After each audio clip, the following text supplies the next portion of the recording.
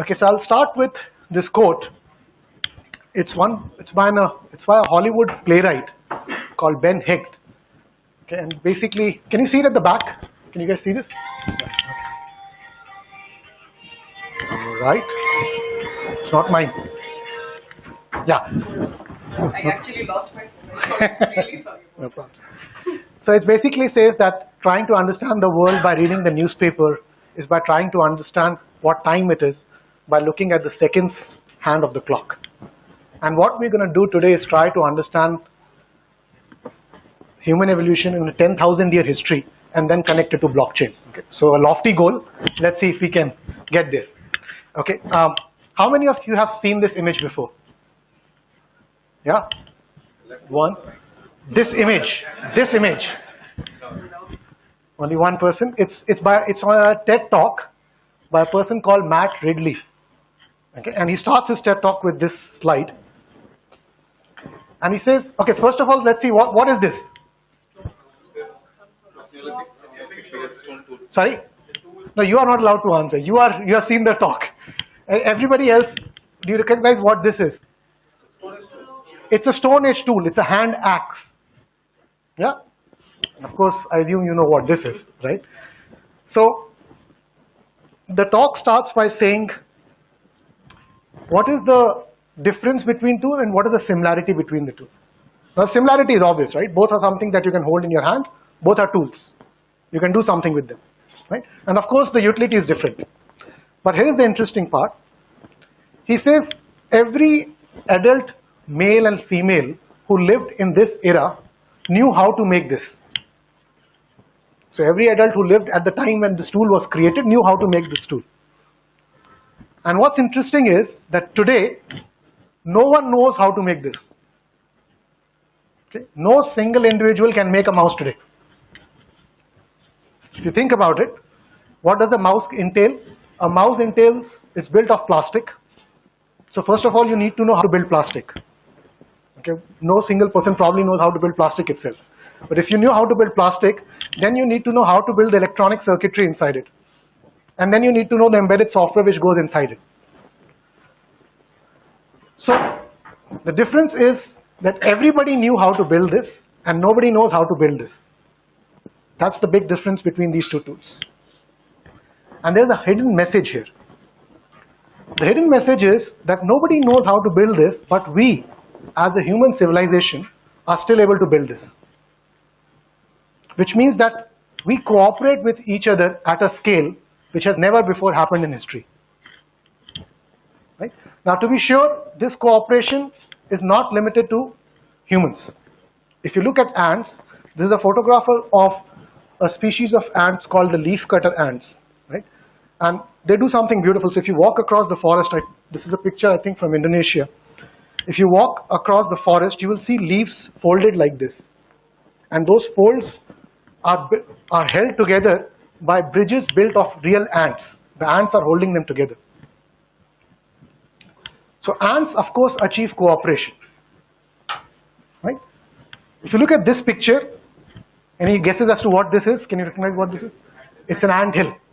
Right? So if you look at an ant hill like this, it's built by the cooperation of thousands of ants. Right? And similarly, if you look at something like this, this is a church or a cathedral in Spain called the Sagrada Familia. What is interesting about this church is that it's not been built by any single source of income. It's built by the donations of thousands and thousands of individuals. Okay. So in both cases, we have insects and human societies which achieve large-scale cooperation. But there's a fundamental difference. Humans are the only species where we cooperate across family lines. Every single ant living in this colony is a sibling of each other. They share the same mother. So there's a queen ant, and all the ants who live here are siblings. Okay? But the people who contributed to build this cathedral are not related to each other.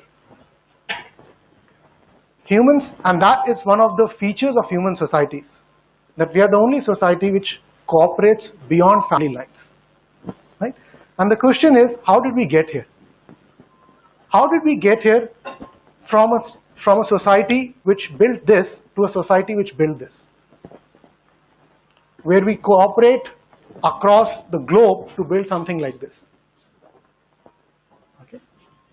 Now, there are various theories which are offered to explain human cooperation at this scale. But my view of this is that there are 2 or 3 big ideas in how we got here. The first one is exchange. What does word exchange mean? The first idea is the exchange of goods, the fact that there was trade, the fact that I had something that you wanted and you had something that I want. Okay, so we were able to trade with each other. That's the economic interpretation. If you look at the game theoretic interpretation, you can align it to something called non-zero sum games. Non-zero sum games are basically games where I don't need to lose for you to win. Okay, we play a game together, and that's how markets are modeled and trade is modeled in game theory. It's basically saying if you can set up a game between 2 people so that both of them benefit, that's called a non-zero sum game. Okay, and there is a whole theory, or there's at least this study which says that the whole idea of morality is nothing but self-interest, and one interpretation of this is called the golden arches theory. How many of you have heard the word golden arches theory? It's by, this phrase is by Thomas Friedman. Heard the name Thomas Friedman? Yeah? The world is flat? Yeah? So the golden arches theory says, golden arches refers to McDonald's. Okay, 2 golden arches. And he basically says any 2 countries which both have McDonald's have never gone to war with each other. Okay, and it is true for the most part. Of course, there are exceptions, but this has got nothing to do with McDonald's, as you can imagine. There's something else going on. Okay, the idea is that if 2 countries have McDonald's, that means their markets are open. They are open for foreign investment and they are connected to the global economy. If they are connected to the global economy, the economic cost of war is just too high. If 2 countries fight with each other, they are so dependent on each other, either directly or via indirect routes, that the cost of war is too high, and that's why war doesn't happen between countries which are integrated into global economy. Okay, so that is the first idea. The first idea that starts to happen when human beings cooperate with each other is because of exchange of goods. The fact that we're able to build something that somebody you can use, and you can build something that I can use. The other big trend, of course, is the exchange of ideas. Okay, an exchange of ideas, the first prerequisite for exchange of ideas is that we learn from each other. And the fact that we can learn from each other means that if I know something, I can tell you, and you know something, you can tell me. Right? And of course, we can learn from our predecessors. Why is it that human species were able to establish exchange between individuals, whereas the other species are not able to? Right? Why is it unique to human individuals? If you think about it, there are 2 or 3 mandatory things which requires, and which we call social mechanism and social technologies. So for example, if for exchange of ideas, at the very minimum, you need language. If you don't have language, we cannot exchange ideas. Right? So the language was the first prerequisite. So if a species does not have language, you cannot really exchange ideas. The second big invention, which is attributed for the spread of learning among individuals, called the Gutenberg Press. Right? This is where we started printing. Once you start print, you don't need to handwrite the knowledge. Handwriting a book, imagine handwriting every single book with your hand. It's very time consuming and expensive. But once you have the Gutenberg Press, the spread of information becomes very fast and very quick. Similarly, the World Wide Web. The World Wide Web is another example of how we can share knowledge very quickly out there. You just publish something, you write a blog, you hit it at the speed of light, you can spread that knowledge. Right? Of course, we have institutions like schools and universities, which is a more formal way of inducing in the next generation what we already know. So that is the idea of exchange of ideas happening between individuals, either in real time or across generations. Similarly, for exchange of goods, we have markets. Markets are the obvious example. Marketplaces like Flipkart, right? Those are fundamental idea of the fact that people can buy and sell stuff is one. But there are two other implicit institutions that we have designed to enable markets, even though we do not realize it in the day-to-day life. If you don't have laws, markets cannot function.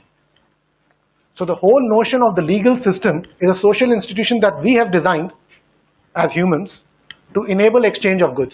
And similarly, governance, which is basically an institution to form laws itself. Right? So the key point to take away from this is that the way individuals have been able to cooperate with each other is by designing social mechanisms and social technologies which allow us to cooperate at scale by enabling the exchange of goods and ideas. Right? And if you look at the human evolution, and if you turn back and said, let's look back 10,000 years and see how human society has evolved in terms of cooperation and in terms of the social institutions. This is taken from a book called Guns, Germs and Steel, which is a very famous book. If you have not read it, it's highly recommended. And basically says, let's look at human society as it has evolved through the time. Right? So here we have the number of people who are living together. Then we have the settlement pattern where they live, the basis of the relationship between them, how decisions are made, how conflicts are resolved, and what happens to economics or trade in these societies. So of course we started living together as hunter-gatherers in bands. Right? These are dozens of people living together. They were primarily nomadic hunter-gatherer societies. The basis of relationship was kin. Right? You were either married to each other or you're somebody's children or you're somebody's son. And that's how you used to live together. Decision making was primarily egalitarian, where the group used to discuss and then decide what to do. Conflict resolution was informal, as it is today in families and joint families. There is no legal system within a family. Conflicts get resolved informally. And economics, there was no notion of economics. In fact, the notion of private ownership was not there. There was no notion of private ownership. Everything was commonly owned or not owned, because these are hunter-gatherers who were moving from one place to another. And the roles were primarily separated by genders. So men used to hunt and women used to gather. That was the primary way economics was structured during this time. Right? Then we evolved to a situation called tribe, where we had hundreds of people living together. And you see the settlement pattern of a village coming together. You see the first time people living at a place. This was, of course, after the invention of agriculture. And the basis of relationship was kin-based clan, which is kind of, you can think of an extended joint family. This is how people are living together now. Decision making in hundreds of people cannot happen by peer-to-peer discussions. It is now concentrated in the eldermost chief or the big man in the village, right? Conflict resolution is still informal by discussion.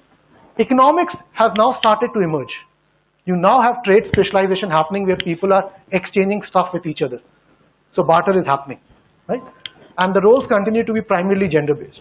From here you go to something called a chiefdom, where you have thousands of people living together in groups of villages.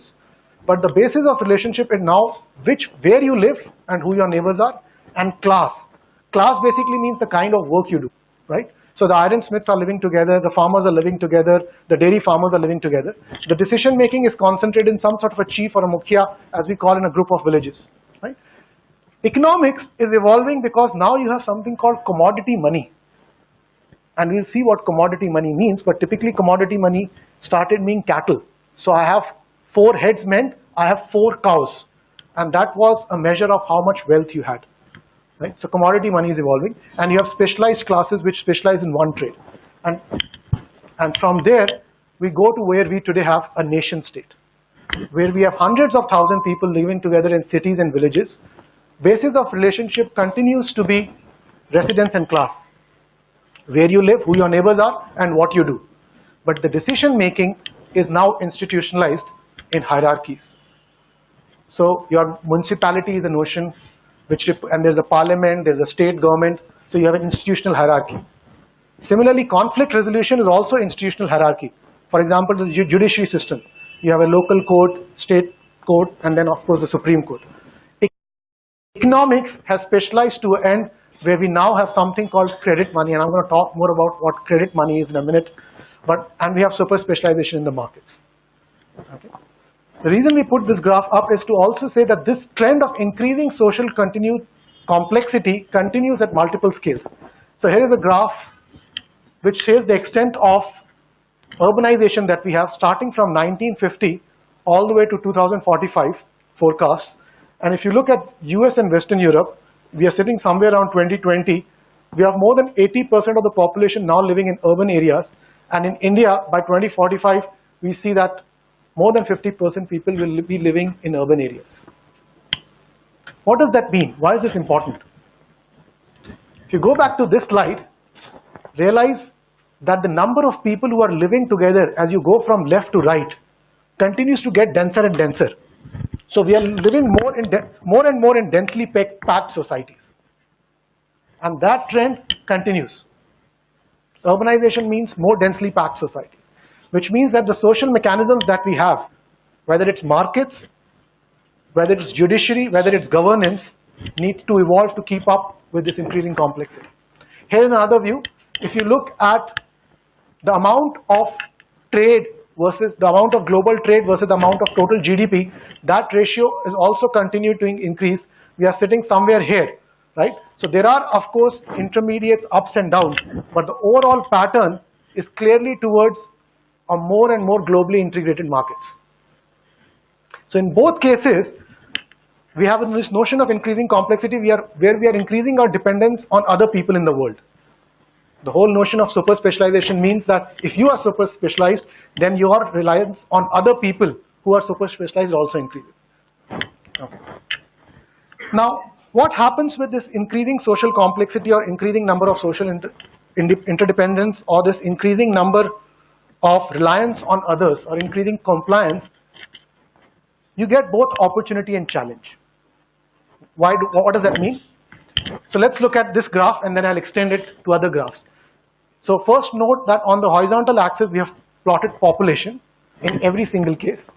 On the vertical axis is the amount of employment generated. Each bubble here is a city. Okay, and this is a log axis, which means this curve is actually exponential. It appears linear in log axis. And what it is saying is that as the population increases of a city, the number of employment opportunities increase. Look at the second graph. As the population increases, the amount of innovation increases. As the population increases, crime increases. As population increases, the average education level of people increases. As population increases, sexually transmitted diseases increase.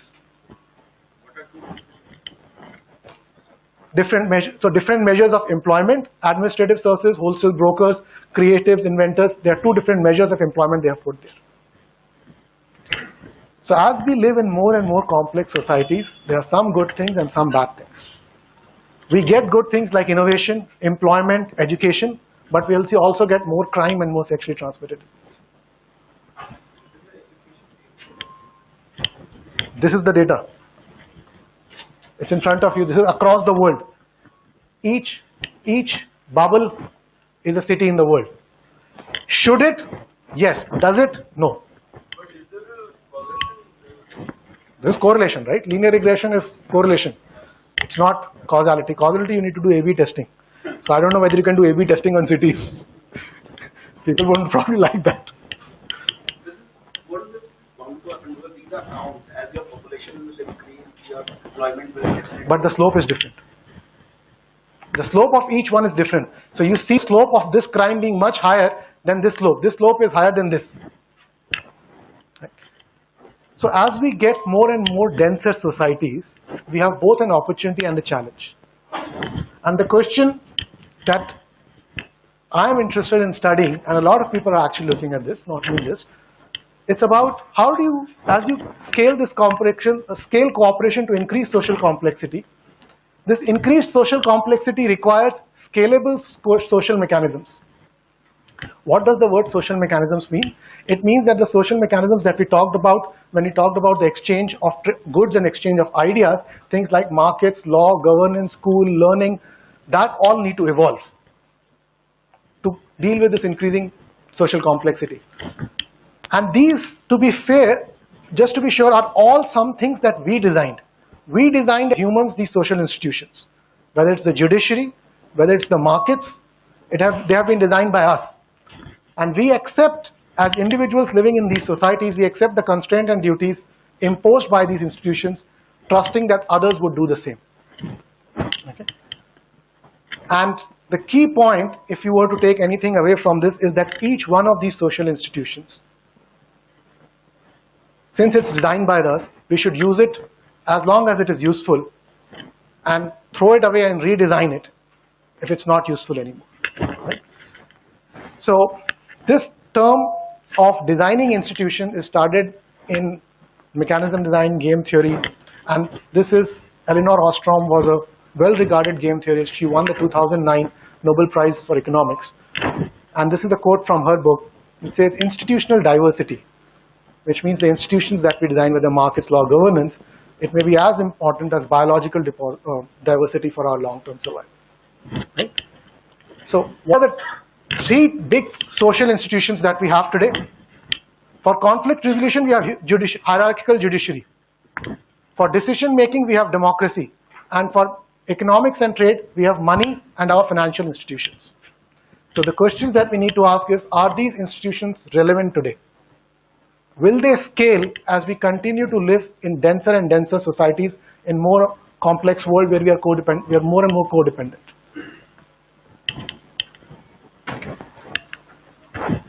Edward Wilson, this is a quote from Edward Wilson. If you have not heard of him, he's another one of the, he's considered today's Charles Darwin. Okay, so if you have not read him, highly recommend you read him. But he also says the same thing in a slightly different way. He says our institutions are medieval institutions.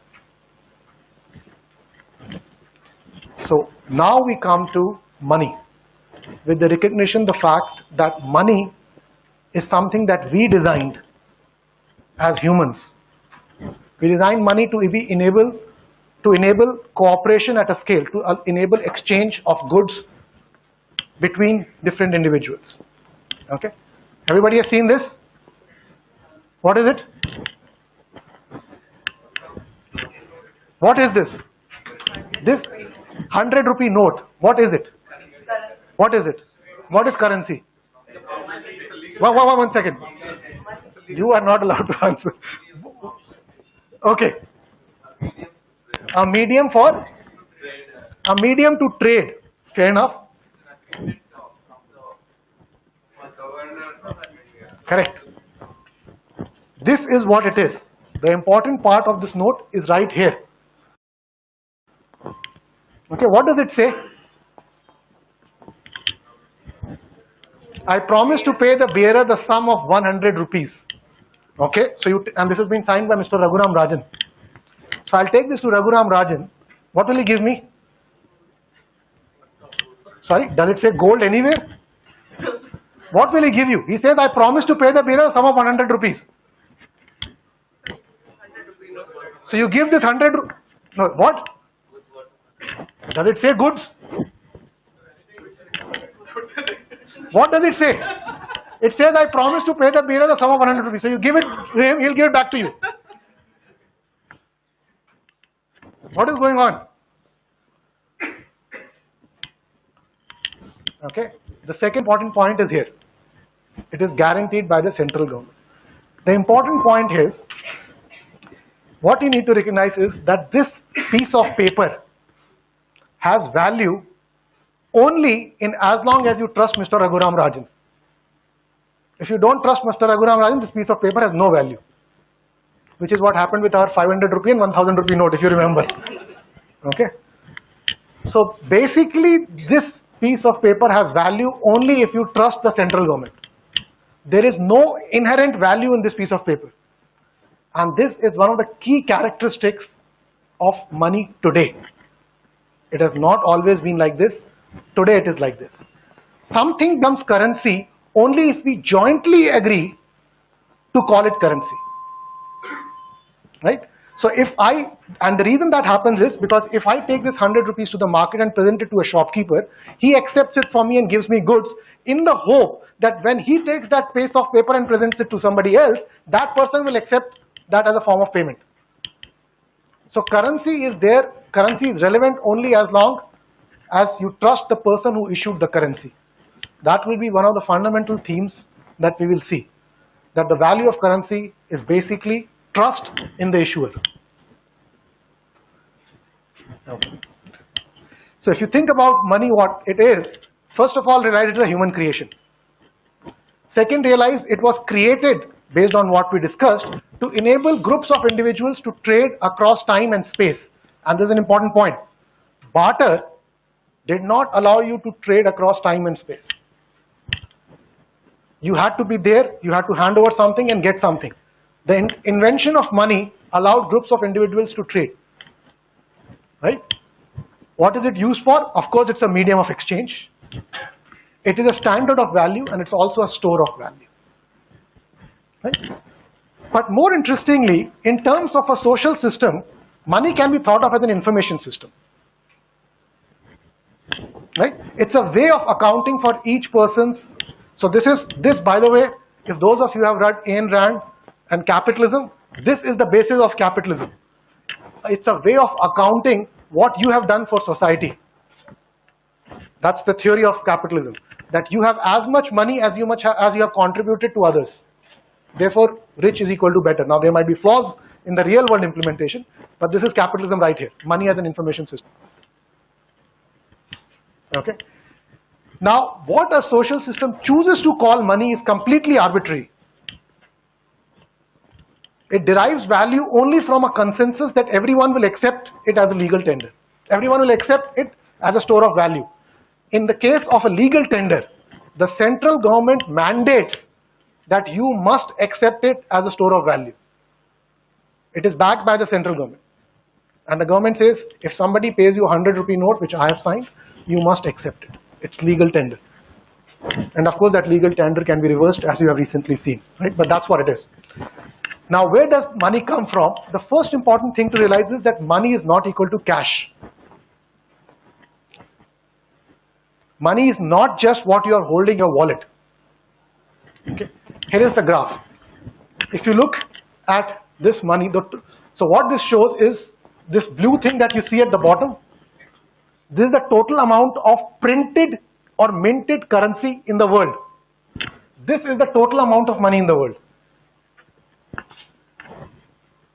Okay, so the amount of money in the world is much, much greater than what you hold, everybody holds together in printed notes and coins. The cash supply is only this blue thing. Everything else is another form of money, different forms of money. So money is not equal to cash. Okay, what is money then? Different forms, yes, but what it is? No, stocks is not money. Gold is also not money. I'm not talking about that. That is an asset. This is actual money. Let me give you an example. If your bank account balance is 5 lakh rupees and your cash at home is 5,000 rupees, this is 5,000, this is 5 lakhs. I'm not talking about total GDP of the world. I'm not talking about gold and different kinds of assets out there. I'm saying the ratio of what your bank says your account balance is versus what you are holding at your home in all the cash combined together. There may be agreement. I mean, suppose we have a FD of 5 lakhs. Yes. So that FD is not in the form of money basically. FD is more or less money. But the point, yeah, go ahead. It's a digital number. Money is nothing but a set of bits. It's just a record somewhere in a ledger that you hold 5 lakh rupees. In fact, if every single person in the world ran up to the banks and said, give me my whole money, there is not enough money, there's not enough cash in the world to satisfy everybody. That is the gap between this and this. Now, for those of you who have studied economics, this changed after the Second World War considerably. Till the Second World War, the amount of cash that was out there was limited by the amount of gold that each country held. So if I had a certain amount of gold as a country, so if I was in India, the total amount of cash that I could issue or the total amount of money I could create was limited by the total amount of gold I held. After the Second World War, which is 1940s, somewhere here, that restriction got taken away. So today every national government can create as much money as they want. Okay, and we decide to accept money, that as money, because it's legal tender, because it's backed by the central government. Right? There are many countries, for example, in Africa you will see, where there is no trust in the local currency because nobody trusts the government there. And in those countries, the only realistic currency that you can use is a dollar or a euro because nobody trusts the currency that the central government issues. So again, this notion of trust will keep coming up. So the first point, where money comes from, money is not equal to cash. Yeah?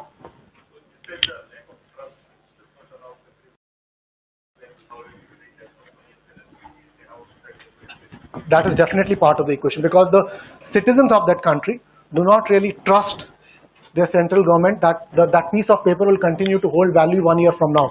So this notion of store of value disappears. As soon as the notion of a store of value disappears, the medium of exchange suffers because nobody is ready to accept it. Okay? So money is not equal to cash. Now think about how money gets created. This is not about printing or minting cash or coins. How does money get created?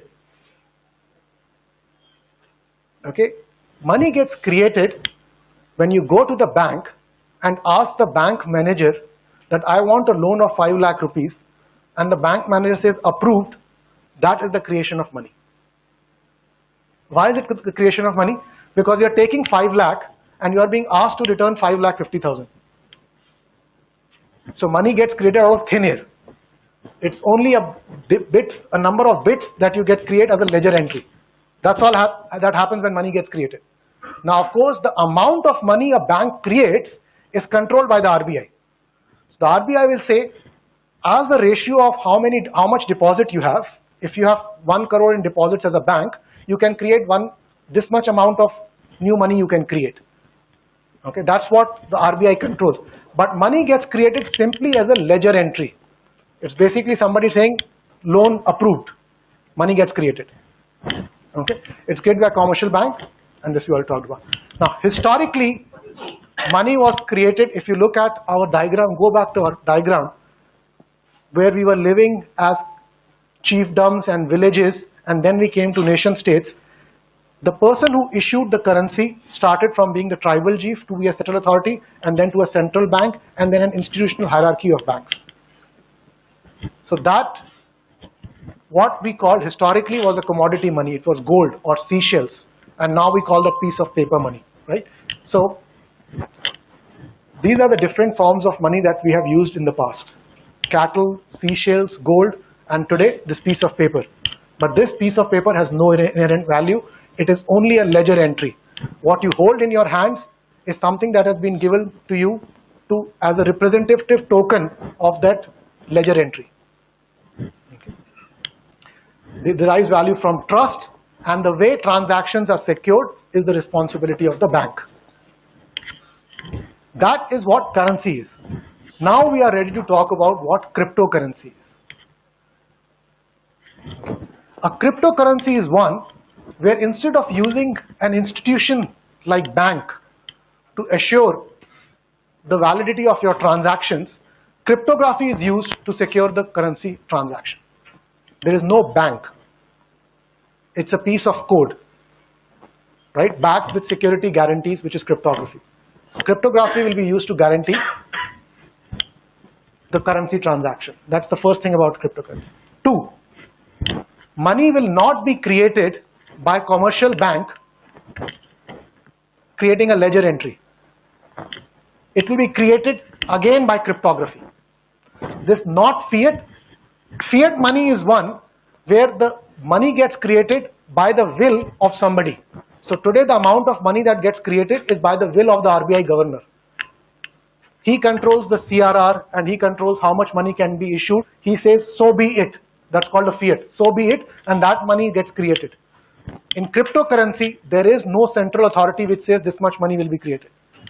Again, an algorithm creates it. Cryptography is used to control the creation of money. Okay? It has no physical form, but that's okay, because if you use credit cards and debit cards, you're already used to working with digital money. So cryptocurrency has no physical form. Now with cryptocurrency, the next idea is decentralized cryptocurrency. What is decentralized cryptocurrency? A cryptocurrency whose creation is decentralized. There are many nodes. There are many nodes in this sense. It means a computer or a server. There are a bunch of nodes which come together to to decide whether to create cryptocurrency and who to issue it to. Similarly, the responsibility of securing a transaction is not with one node, but it is distributed across a network. That's what Bitcoins, Namecoins, and Ethereums are. These are decentralized cryptocurrencies. Right? Yeah. So you mean to say we're just moving out of a particular currency mode or something, then we are creating it using some algorithm. That's what these decentralized cryptocurrencies are trying to do. They are trying to move away from the traditional form of money, which was fiat money, which was created by the Reserve Bank or the Central Bank or the Fed, and create a new kind of currency called decentralized cryptocurrency, which gets created by algorithms running on computers. Doesn't economy get affected? Yes, it does. But what I would argue is it gets affected for the better. Nobody. A bunch of servers get together and say, it's time to create new money. And we'll see the details now.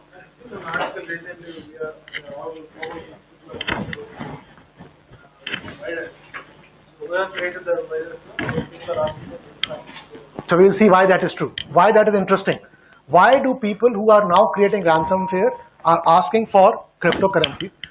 But let me give you the short answer. The short answer is, the way the system is set up, there is no reason for you to reveal your identity to receive money, which is good, both a good thing and a bad thing. Okay, but that's the feature. Now you may agree with the philosophy, you may disagree with the philosophy, but the way the system is set up, establishing identity is not required for you to carry out cryptocurrency transaction, which is, by the way, not true in banking system today. You cannot open a bank account today without establishing your identity first. So in this case, it's not true. Okay, you may like it, dislike it, but this is what it is. What about the trust factor? Your trust will now lie with cryptography. You will lie in algorithms. You will start believing in algorithms and not in the central government of any country.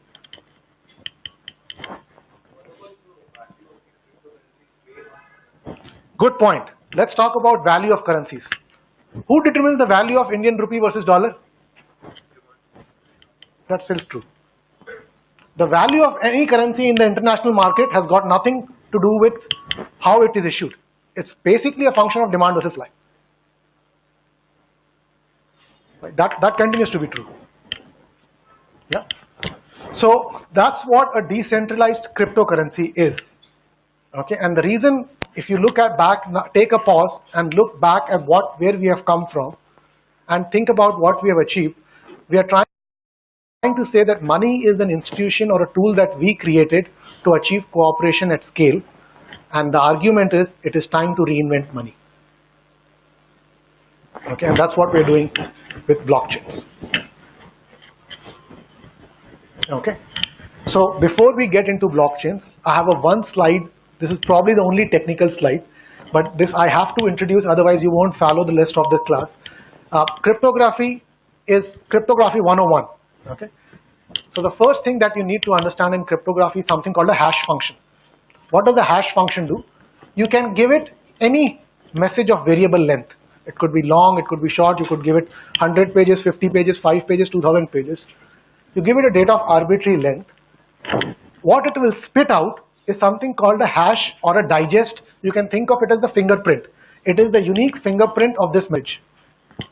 That's what a hash is. It basically takes data of variable length and gives you a signature of a fixed length, which is much smaller than the original one. That's called the hash of a message. Now, there are some hash functions, some interesting hash functions. In this case, I've shown a hash function called SHA-1. There's another one called MD5. Those are two most popular ones. There's something interesting about these cryptographic hash functions. What's happening is, here are two sentences. Okay, if you look at them carefully, they differ only in one way. This is a small a here and this is a capital A here. Okay, so even though the input message differs in only exactly one place, the hash that is calculated is completely different. Okay, so the hash function has, these cryptographic hash functions have the property that even if you change a single bit in the input, the output is completely different. Okay, that's one property that we will exploit in blockchains to create cryptocurrencies. It's called the cryptographic hash function. The other property that you use, this is not something that we'll use, but let me set this up. So there is this notion of a public key and a private key. Okay, a public key and a private key are actually nothing but a random, I won't say a random, a string of numbers. Okay, so what you do is, and a public and a private key happen in pairs. They're always in pairs. So there's a one-to-one mapping. For every public key, there's only one private key. For every private key, there's exactly one public key.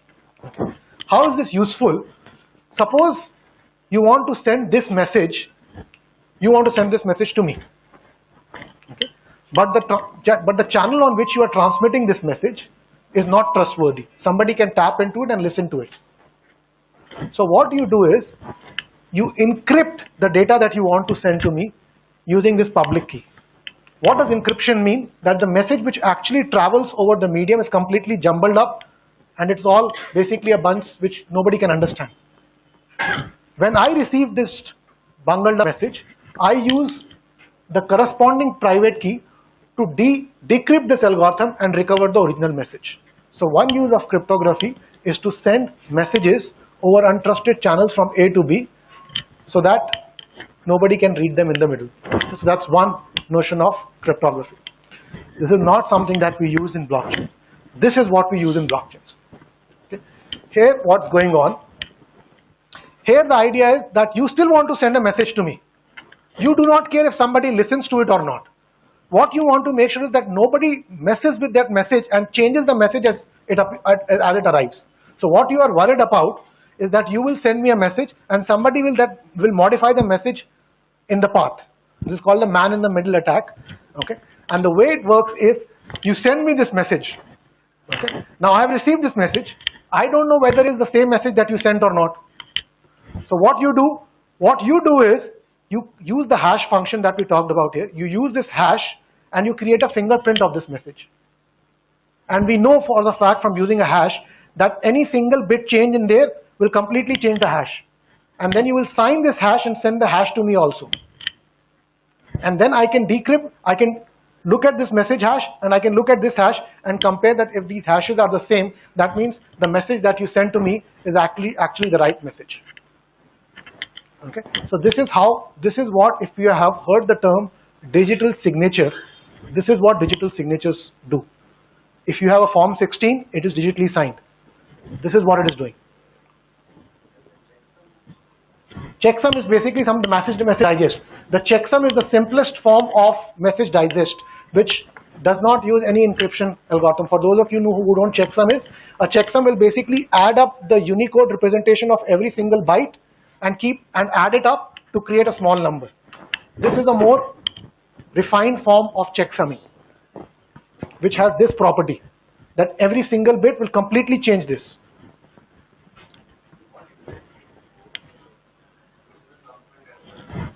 Good point.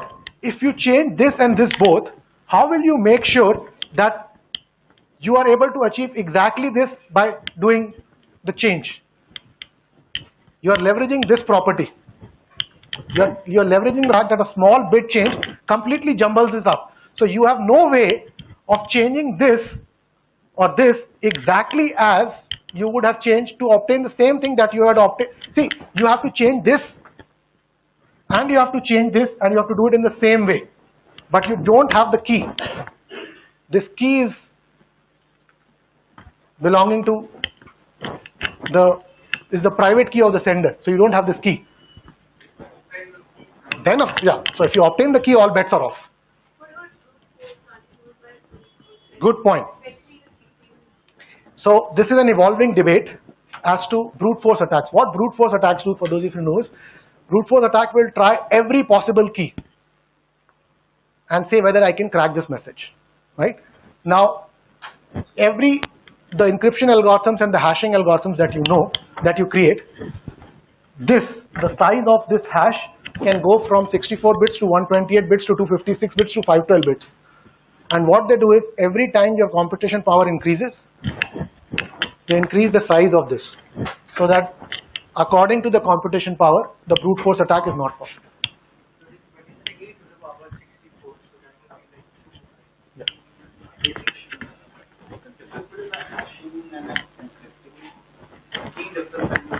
See, the idea of a hash is to obtain a fingerprint of a message. You are given a message, this could be 500 pages.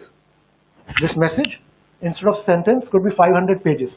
What you will get out is about, let's say, 128-bit string. I can't rehash it. You cannot dehash it. It's a one-way function. It's a one-way function. It's only a fingerprint of this. You cannot go in this direction. Yeah. Yeah.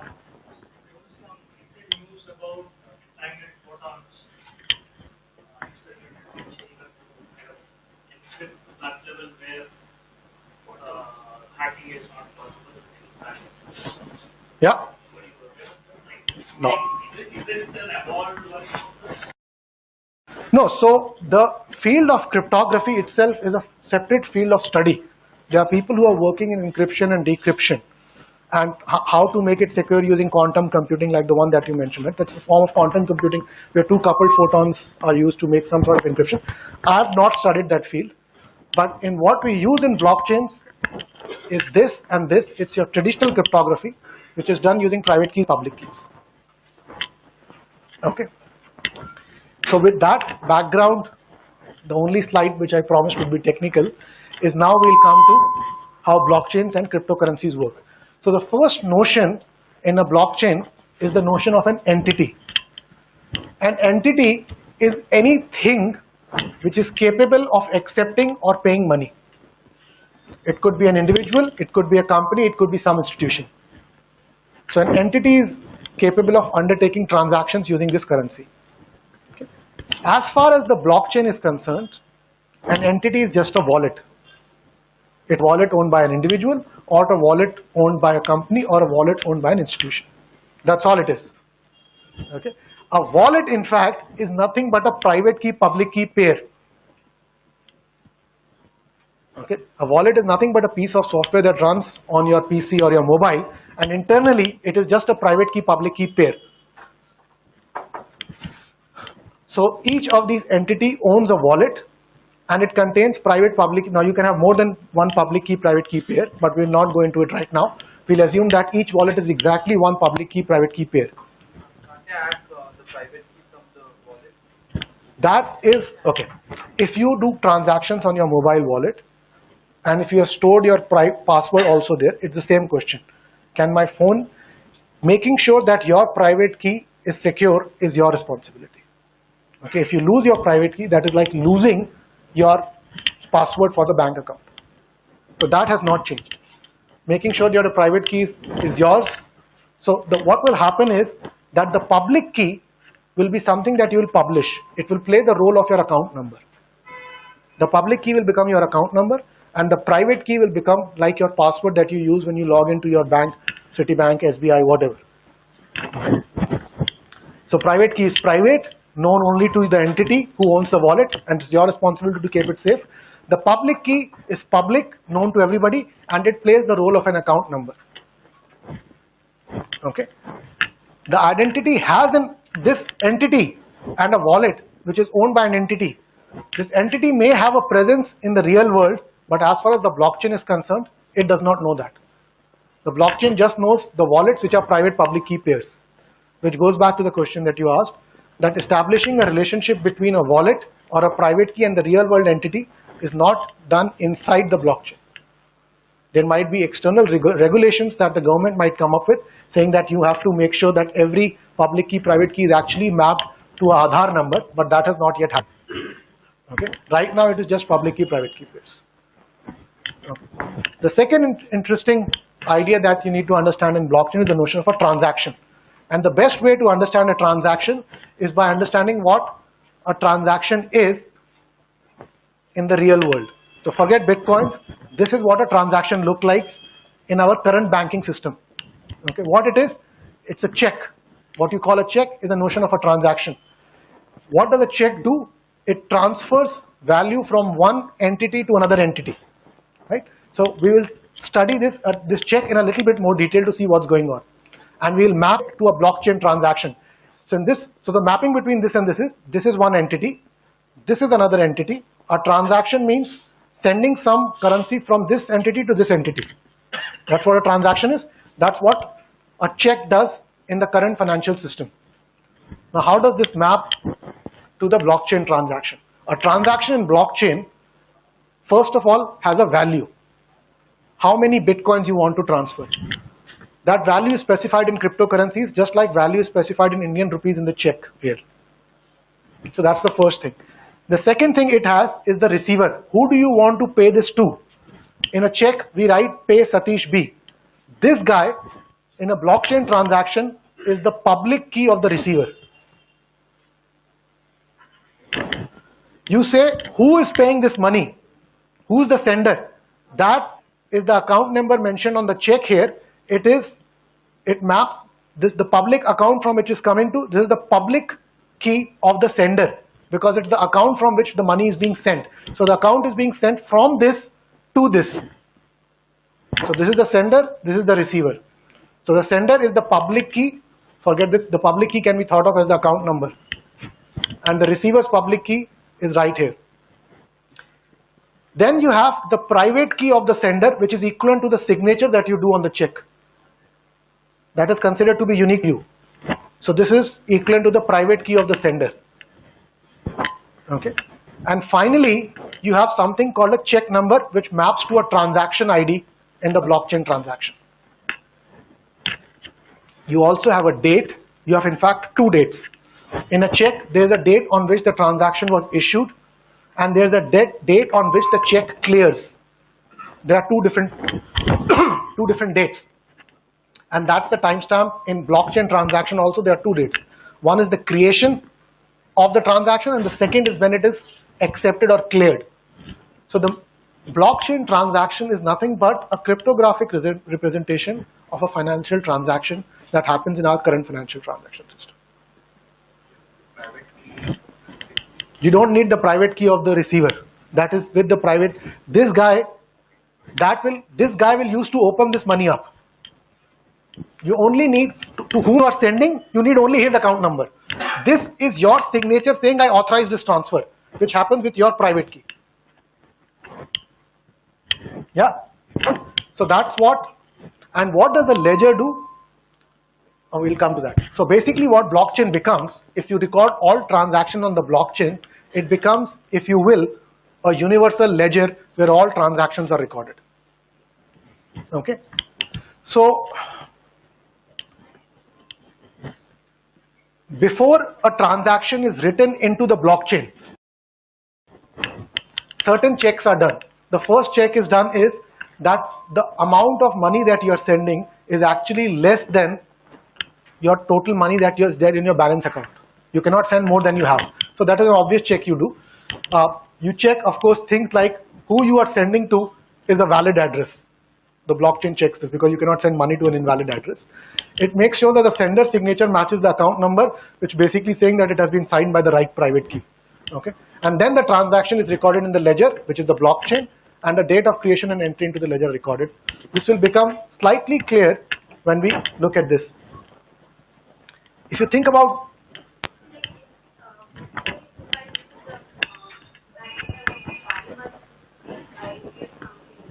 sorry, if you want to buy money, correct.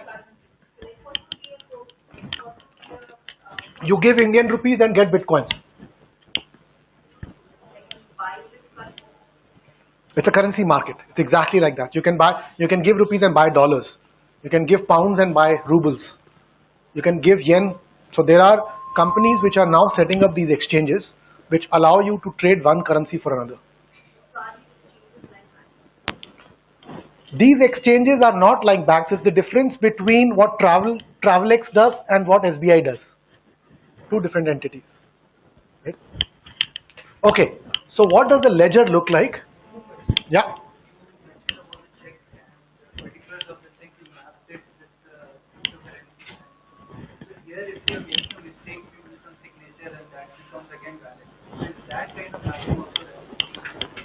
You cannot take back it. This will be because this will be one of the key foundations. You cannot reverse a transaction. Once it is done, it is done.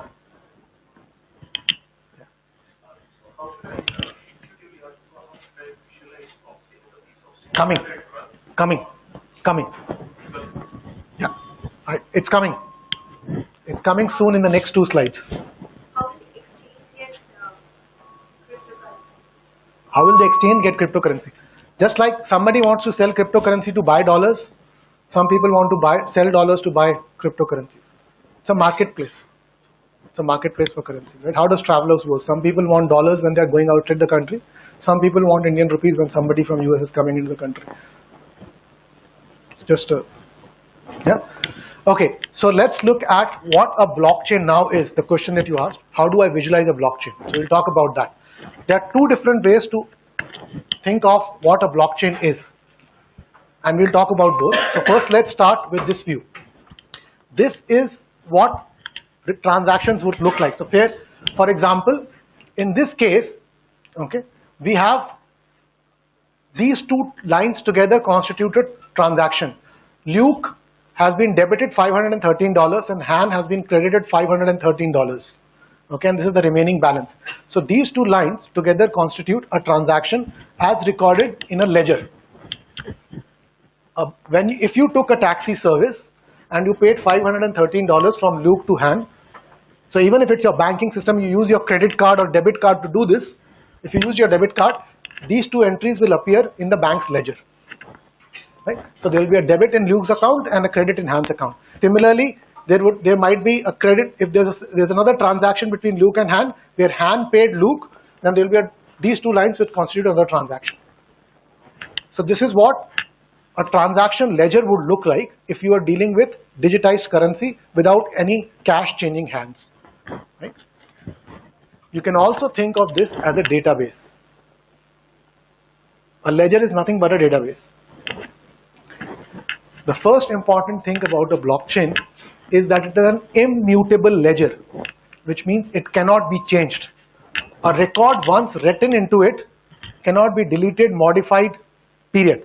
You can keep adding it, records can be appended, but they cannot be changed.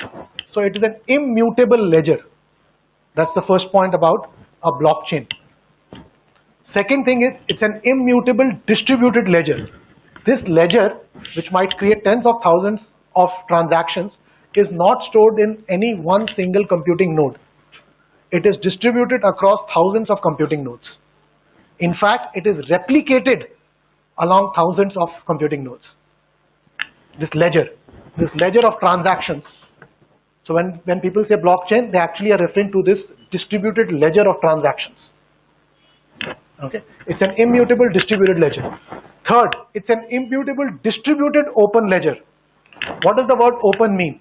You can connect your PC to this network of nodes and you can obtain a copy of all transactions that have happened since this blockchain was created. Anybody can join this network who wants to maintain and get a copy of all transactions that have ever happened.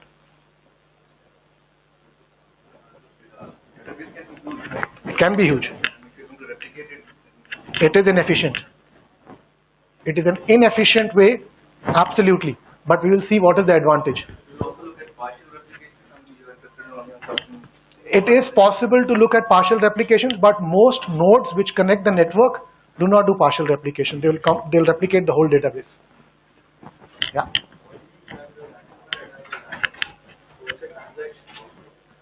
Ransomware attack is not a transaction. That will go as a transaction.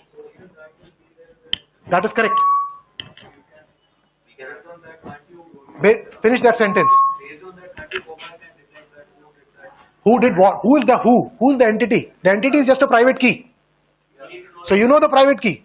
So what? Who is the real world person mapping to that private key? You cannot delete a transaction.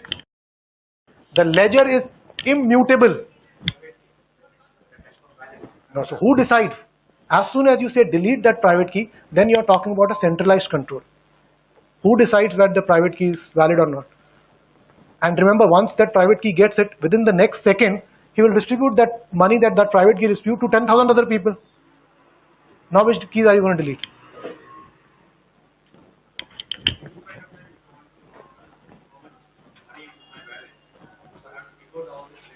That's right. Okay. But by the way, it's going to it's going to be a private key. Just remember that entities are represented by private keys, and private keys cannot be mapped to real world individuals, at least in the blockchain. Now you can build an external system which maps private keys to, but is not part of blockchain. Okay. So one interpretation of how do I visualize a blockchain, it's an immutable, append only, distributed, open ledger. That's what a blockchain is.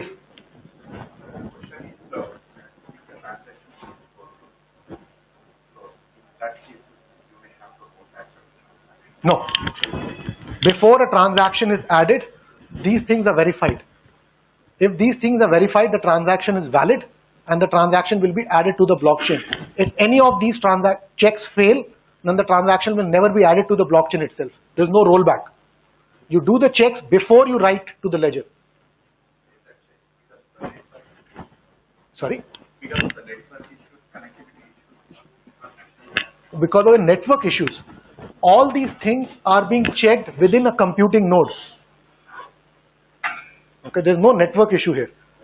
Now it's possible that from your mobile, the transaction never got recorded in the first node itself, in which case it will not go through. But the point is, once it reaches a computing node and all those validations have been done, and once it gets written into the ledger, it is done. It will be there for all eternity. Okay? If after doing a transaction, if I delete my node, would the transaction still be there? Yes. The transaction will still be there. Yeah. Just to remind you to repeat the question. Sorry. Yes, I'll do that. I think what you showed here is more of a data system blockchain. Like data system obviously but my question was more from a standpoint saying, even if it's a immutable ledger, there is a piece of software. Someone would have written someone, I don't know who that person is, but doesn't it bring in the possibility of the very famous transactions that already Right, so the question is, at the end of the day, the blockchain is going to be a piece of code written by somewhere. How do I trust it? The way you trust that code is exactly the way you trust Linux. Okay, and there's a famous saying, if there are enough eyeballs, all bugs are simple. Okay, there is no single person writing the blockchain code. You can go and download it and inspect it. It's all open source. Okay, all blockchain code is open source. You can go and manually inspect it and be satisfied that if you are a software engineer and you say this is correct, then you're free to trust it. There's no hidden code anywhere.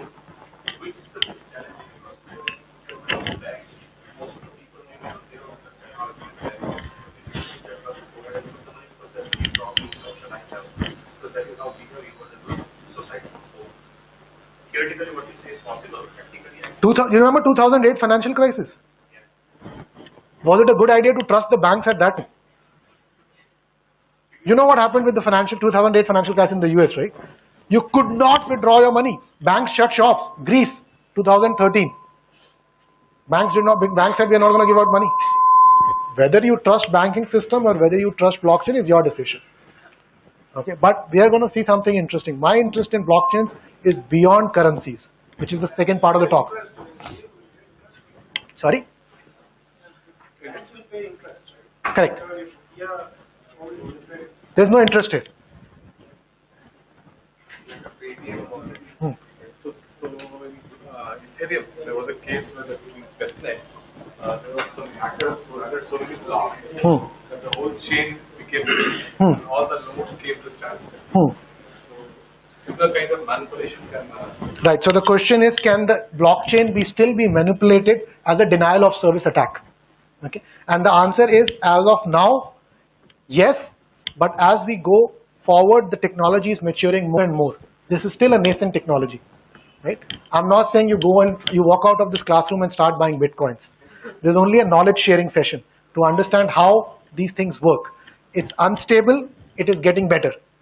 Okay, and we'll see what are the advantages. Correct.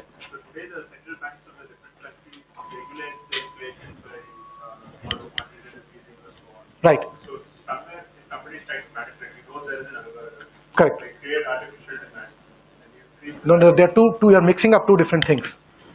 You are mixing up the total amount of currency creation, which is today done by central bank, versus the value of the currency, which is in theory not controlled by the RBI, at least in most capitalized economies, and it's determined by the supply chain of the currency in the global market. The two separate points. In the case of blockchain, or let's take the example of Bitcoin, with one particular currency on blockchain, the total amount of money that will ever be created is fixed. Okay, let's say at every regular intervals, a certain amount of currency is created. It is created by an algorithm which is published and implemented in code, and anybody can go and view. So you know how much amount of money will be created. It's an algorithm. There's no RBI. So it is predetermined that these many bitcoins exist. These many bitcoins will exist in the next month, 6 months. These many bitcoins will exist in the next 1 year, and so on till 2025, when all the bitcoins that can ever exist will have been created. And the code to do it is open source. Okay. Hold that question. In the next couple of slides, it will become clear. Okay. I want to look at blockchain from a computer science view. That is the blockchain view from a financial perspective. What happens in a financial system using a ledger? So if you look at a computer science view, this is what blockchain is. A blockchain is a data structure. Okay. It's a data structure which consists of blocks, and a block can be thought of as a batch of validated transactions. So this is block 51. Okay. Each transaction that we talked about can be thought of as a check, and transactions have transaction IDs just like checks have numbers. All transactions that have happened are clubbed together, and a block of transaction gets formed, and that is digitally signed. That is called proof of work. Proof of work means it has been digitally signed by a node in the system. And then there is another block containing another set of transactions. There is another block containing another set of transactions. So if you take a computer science view to this, it's consisting of blocks of validated transactions which are chained together. What does the word chained together mean? If you know what linked lists are, this is a kind of a linked list. Why is it a linked list? Because every block contains a pointer to the previous block. Sorry? Single linked list, yes. Back pointer to single linked list. So you have every block containing a pointer to the previous block. So what it is, it's nothing but a linked list with pointers pointing back. And these blocks are chained together. That's where the name blockchain comes from. Right? The second important point is it's a cryptographically secured data structure. What does that mean? Once this block has been created, okay, none of the transactions here can be modified. Why? You see this proof of work? This proof of work is a cryptographic hash of all transactions here. So if you try to change any bit here, this proof of work will have to change completely. And since every node in the network maintains a copy of the blockchain, you won't be able to change it. So it's a cryptographically secured data structure, and each block is digitally signed. In addition, each block contains the digital signature of the previous block. Okay. So this number and this number are the same. So yeah. This one or the first block 1 or block 102? Block 102. Correct. Block 102 you can remove. That's what you're saying? You'll see why you cannot do that in a minute. Yes, this blockchain data structure exists on every single node in the blockchain system. Everyone maintains a copy of this. It's a replicated ledger. It's a replicated data structure. What is the starting point? Good question. The starting point was created by the person who creates the digital currency. So in the case of Bitcoin, it's a mysterious figure called Satoshi Nakamoto. Nobody knows who that is. He created the first block and he said, let things go. So each block has multiple transactions. Yes. Each transaction, each block, all these transactions belong to a single user? No, good question. All these transactions do not belong to a single user. all these transactions happen together in a 10-minute interval on average. So all transactions that happen in the last 10 minutes on average are combined together to form a block.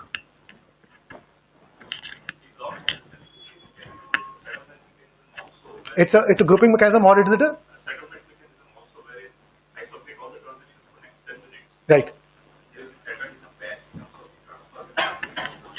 It's a fair point, and it is both. As soon as a transaction gets recorded in a block, that will be the equivalent of clearing a check. So the transactions is accepted have to have been recorded in the ledger only after it gets added to the block. So in that sense, it still is also a settlement mechanism. That is true. That is absolutely true. That's the reason why this is more the number of time it takes, so it will be very secure. That basically means if your transaction got recorded in block 51 and you wait 10 hours, then the number of blocks that would have been added would be, I don't know, let's say 20 more blocks that got added. So somebody who would have to modify the transaction would have to replace all those 20 blocks, because he would have to record, as soon as he changes this, since this signature is also in the next one, he will have to change this also. Then you have to change this also. Then you have to change this also. And what we will see is that creating this digital signature is a very computationally intensive job. It's not easy to create this signature. So the person who is creating this block has to spend a lot of computation power to actually create this proof of work, because it's a cryptographic hash. And why do they do it? Because every time you create a block, bitcoins get created out of thin air and awarded to you. Those guys are called miners. Bitcoin miners are those people who are working to sign transactions and create this proof of work to create new blocks, which can be recorded by the distributed ledger.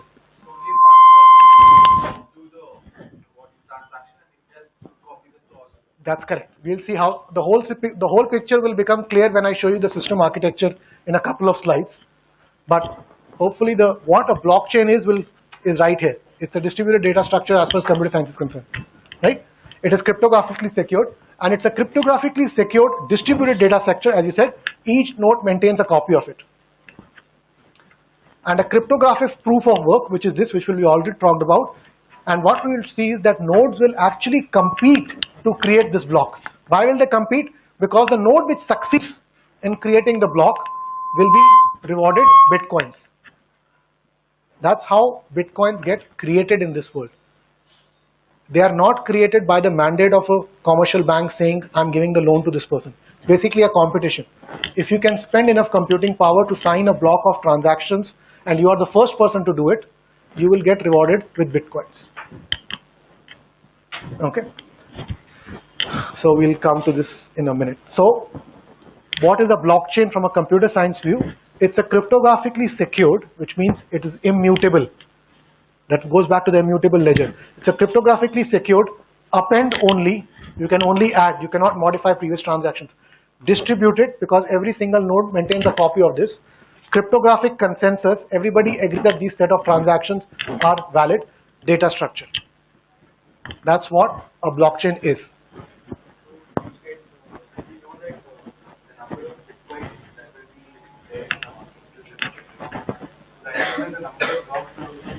Good question.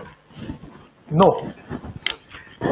There are two incentives for miners to create a block out of transactions. One is that every time they create a block, that money is given to them from thin air, bitcoins are created and given to them. That's part one of the incentive. Part two of the incentive is if you do some amount from the transaction is deducted and given to the node which signed that. So if you are going to pay me 5 bitcoins, 0.05 bitcoins will go to the miner who signed the block, and I will actually get 4.95. This is like a transaction fee that you see in a credit card transaction. So in this, if I want to find out about a particular transaction, basically I have to travel the whole chain. That's right. Yes.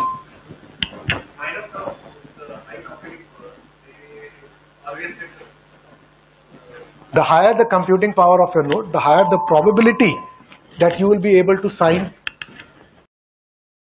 a block of transactions. Not never. Probability is very low. Still probability, but there is no, it's not deterministic. If you get reward only if you create a block, otherwise you don't get any rewards. Sorry? Uncle is an Ethereum concept, we'll come to this later, but for the time being we'll stick with blocks. Okay. So these are the two views. One view of the blockchain is as a distributed ledger. This is the financial, economic, accounting view of blockchains. This is the computer science view of blockchain. Yeah? Okay. Now this will bring everything together. Okay, the system architecture. What you have is you have a bunch of nodes. This is like a server and these links, and each server runs a particular software. It's called the blockchain or the Bitcoin software. Each runs a particular software which allows them to connect with each other over the internet. If you used Kazaa, how many people remember Kazaa? Peer-to-peer file sharing for music. Napster.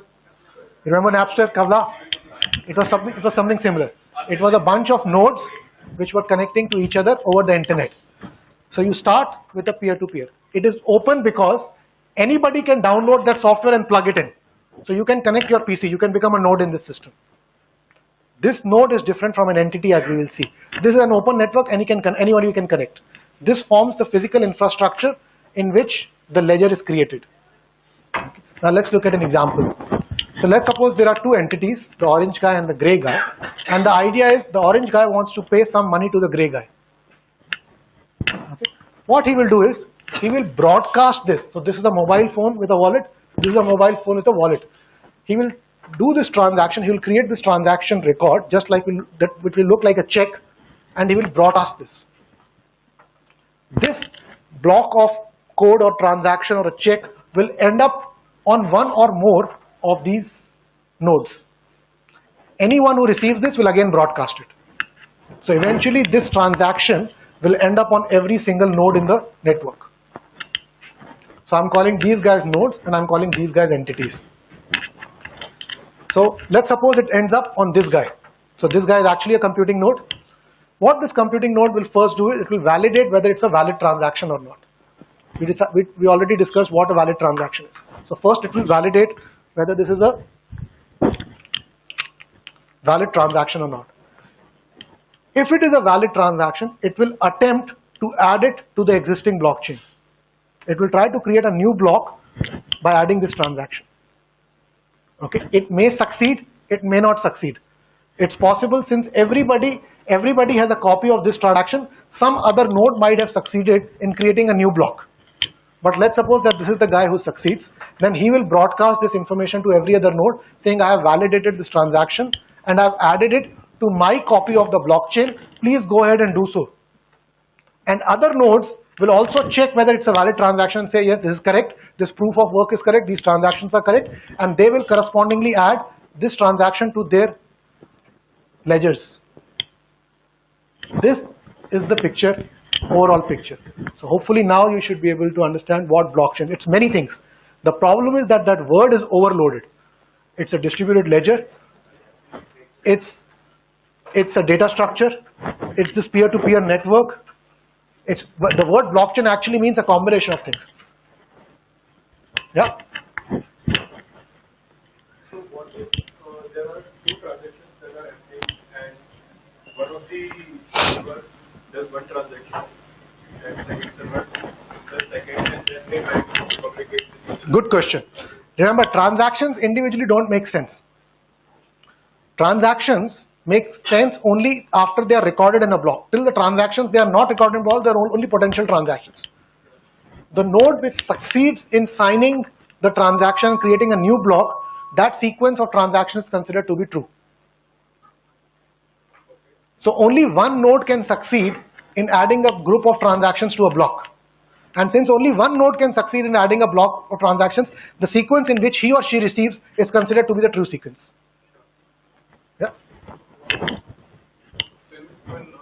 How do you decide who is the guy who is great first? Because getting paid, right? So so nodes will compete. The first node which is able to sign will broadcast that proof of work along with the list of transactions to every single node. Will it be timestamping it or? Yes, of course, everything is timestamped.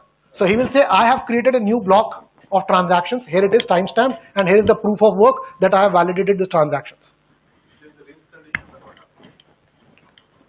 Race conditions, okay, so race conditions are very, very rare because solving this cryptographic puzzle is tough, right? If it happens, then there are some in the algorithm itself it will say give more priority, for example, to the node which has joined the network first. Yeah. But race is very, very rare because it takes a long time to solve the cryptographic puzzle.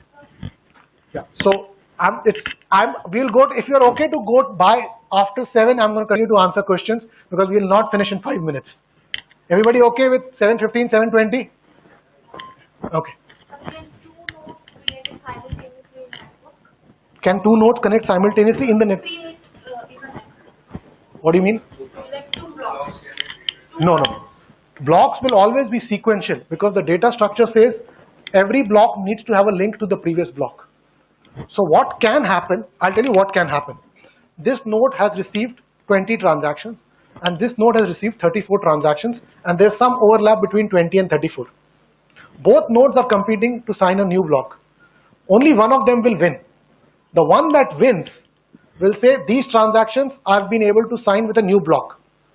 Therefore, these transactions are now done. As soon as this guy realizes that these 20 transactions have now been added to the blockchain, he has to give up his effort and start again because some of those 34 have been added to the block. So he has to restart.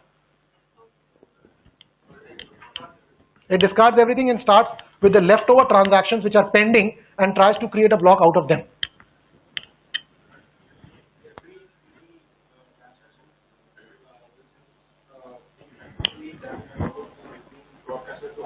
That's correct.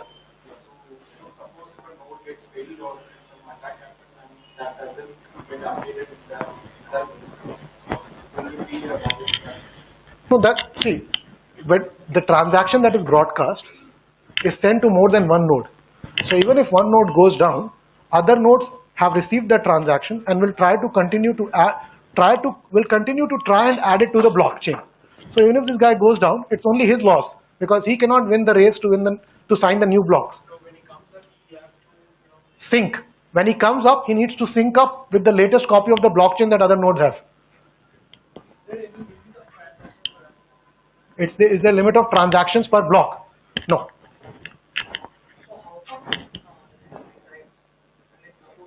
Every single node decides how many transactions he or she wants to add to the block. So this guy can try to create a block with 20 transactions. This guy will try to create a block with 40 transactions. But think about this.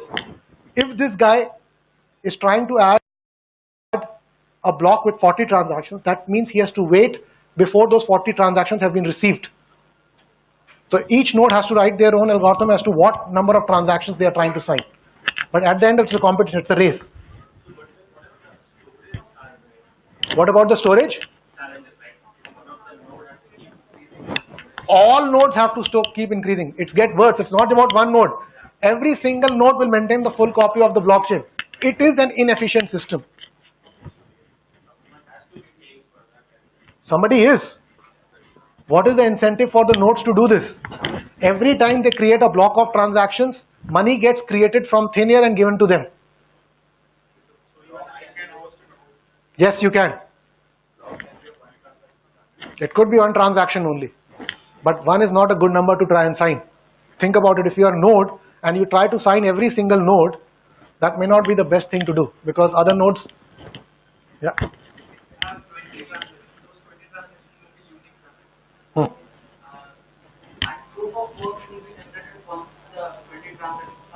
That is correct. In between, can't you modify those transactions because proof of work? Who are you?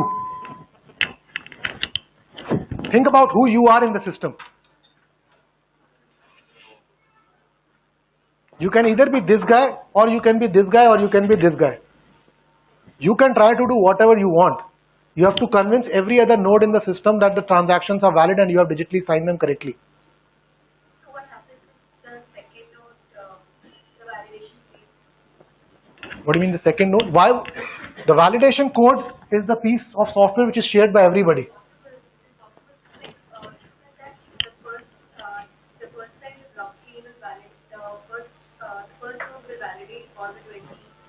I said every single node will receive this transaction, and every single node will try to validate this transaction. The set of rules which say that this transaction is valid are the same.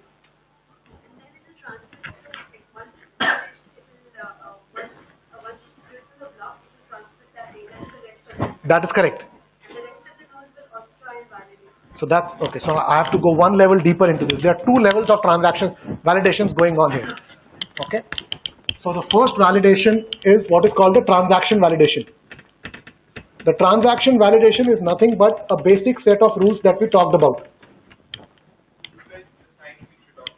No, the transaction validation is the person who is giving the money has enough money in its account to give. That's the basic transaction validation, which every node must try and validate the transaction before they add it to the blockchain. This is one. There is a second level of validation going on. The second level of validation going on is called proof of work. Okay, what does proof of work do? So since we are going to the one level down, suppose you get a bunch of transactions. I should not draw blocks because you will get confused. I'll draw circles. Okay, each circle is a transaction. So suppose you have a bunch of transactions. Okay, the proof of work challenge that there is a function. You treat these transactions, appended transactions, as a message. And the problem statement of a proof of work is to find a number called n, such that when you apply the SHA-1 cryptographic hash, I think it's the MD5 cryptographic hash, the hash that you receive is less than a certain number t. This is what you are trying to solve. Solving this problem is hard, but verifying this is easy. Because if you give me a number which satisfies this condition, I only have to apply this function to see whether it's true or not. But to find the number n which satisfies this condition, I have to try many different n's to see which n will satisfy this condition. So this is the second level of validation, which happens for block validation. This is the second validation. This is the trivial validation. This is just checking whether the person who is sending enough money has enough money to send. This is the transaction validation. This is the proof of work validation. Proof of work is done by, proof of work is attempted by every node. Every single node in this is trying to find this n, which satisfies this condition. The node which finds it, the n which satisfies this condition will broadcast this list of transactions and the number, and every other node in the system can quickly check that this equation holds, and therefore the proof of work is valid. So it's like one node does the transaction validation, other nodes does the proof of work. You will get a part of the Bitcoin. No. Okay. Every transaction is broadcast to every single node. All of them are trying to create a block. In the process of creating a block, they must validate each transaction. That's the first. So every single node who is trying to add transactions and create a new block will validate each transaction. That's the first point. One node will win the race.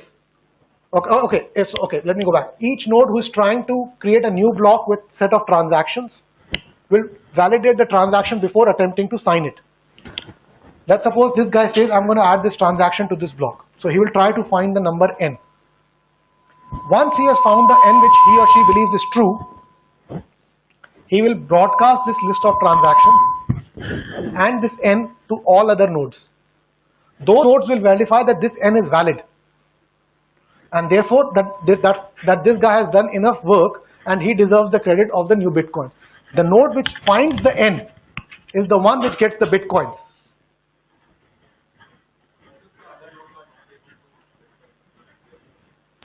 Why? It's a simple function calculation. It's a deterministic function. Correct. Some nodes might have joined later on. No, so first of all, you can start participating in the mining process only when you have the latest copy of the blockchain synced. As soon as you join, you will get the latest copy first, and then you will join the process.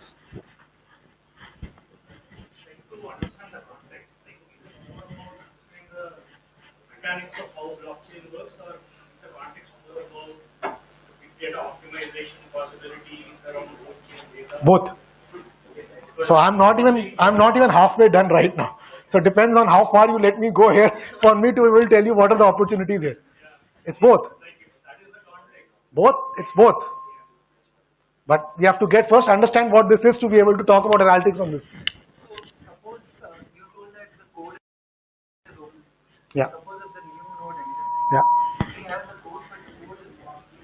So the transaction verification which is doing in the code might be more, and the proof of work which he is trying to do might be more. But it will be out of sync with the other guys. The other guys will not approve it, right? He can do whatever he wants. But the other guys have to accept that his proof of work is valid. It has to be accepted by all. And the transactions are the value in terms of Bitcoin. No, transactions are payments with bitcoins. I pay you 2 bitcoins. You pay me 14 bitcoins. It's like a check. Think of it like a check. Sorry? Sorry? No, goods exchange, nothing happens here. What does the bank do? See, if you buy this bottle of water with me and you give me a check, bank doesn't care about the bottle of water. It just takes that money is transferred from A to B. Only the leg of the transaction which involves money is recorded. The goods and services are outside the scope of the blockchain. Yeah, that is correct. Okay. So hopefully we should be able to get to the point where I can tell you what analytics can be done, but that's about it. Okay. Okay, so what a blockchain is, it's a peer-to-peer network of nodes, which are right here, which maintain a distributed ledger of all past transactions. This distributed ledger is what's called a blockchain. All account balances are also maintained in this network of nodes. Since you have transactions, you can calculate the balance each one has. Entities are these people. They own wallets which contain private public key pairs, and they undertake transactions. Transactions is thus, this word means transfer of value or transfer of cryptocurrency.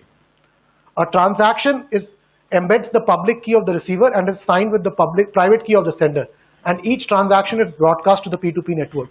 Once it is broadcast, each node verifies the transaction and attempts to add the transaction to the blockchain. The node which succeeds gets rewarded with new bitcoins. That is the full picture of cryptocurrency, distributed cryptocurrency using blockchains. That is part 1 of the talk. Okay? Yeah. No. False. Each wallet is related to one person. A person may actually have more than one wallet. This, you have to distinguish between entities and these nodes. These nodes are computers. They are servers. So you can be a node but not have a wallet. You can have a wallet and not be a node. You can have a wallet and be a node. Two separate ideas. These are the guys who together constitute a global bank. These are the users of the bank. Together this compute infrastructure becomes a universal bank. Okay? Let's have the philosophical discussion outside. Okay? So these are the key concepts that you should now be comfortable with. What a cryptocurrency is, what entities are, what transactions are, what a distributed ledger is, and what the peer-to-peer network is. Okay? Now we will talk about the most interesting part of blockchains. How can you use it besides cryptocurrency? Okay, cryptocurrency was the first application of blockchains. Okay, the real power is here. These are called smart contracts. Okay, so we'll see what they mean. So let's review this. This picture should be fresh in your memory. This is what blockchain 1.0 is. It's a compute infrastructure which becomes a distributed ledger to store transactions. Okay. Now, this is blockchain 2.0. Looks very similar. There are some very interesting subtle differences. Okay, so we'll go over the differences. Let's look at this difference.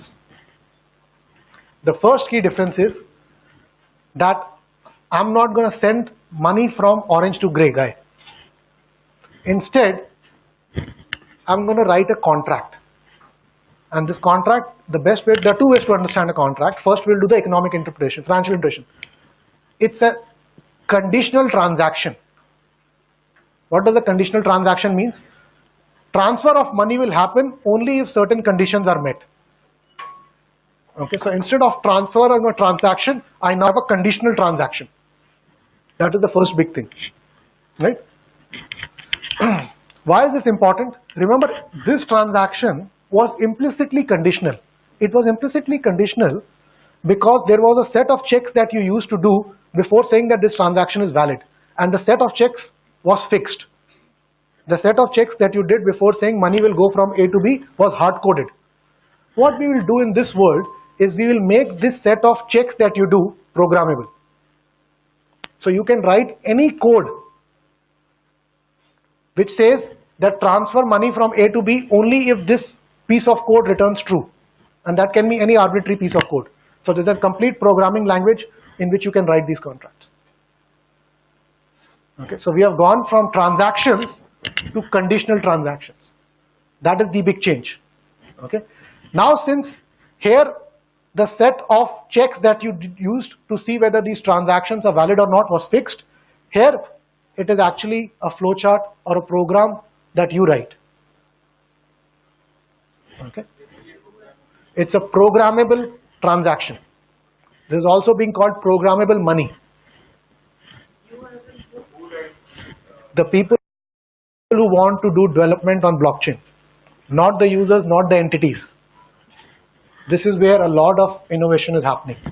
There are startups which are specializing in this part. This is a development effort now, software development industry effort. Okay.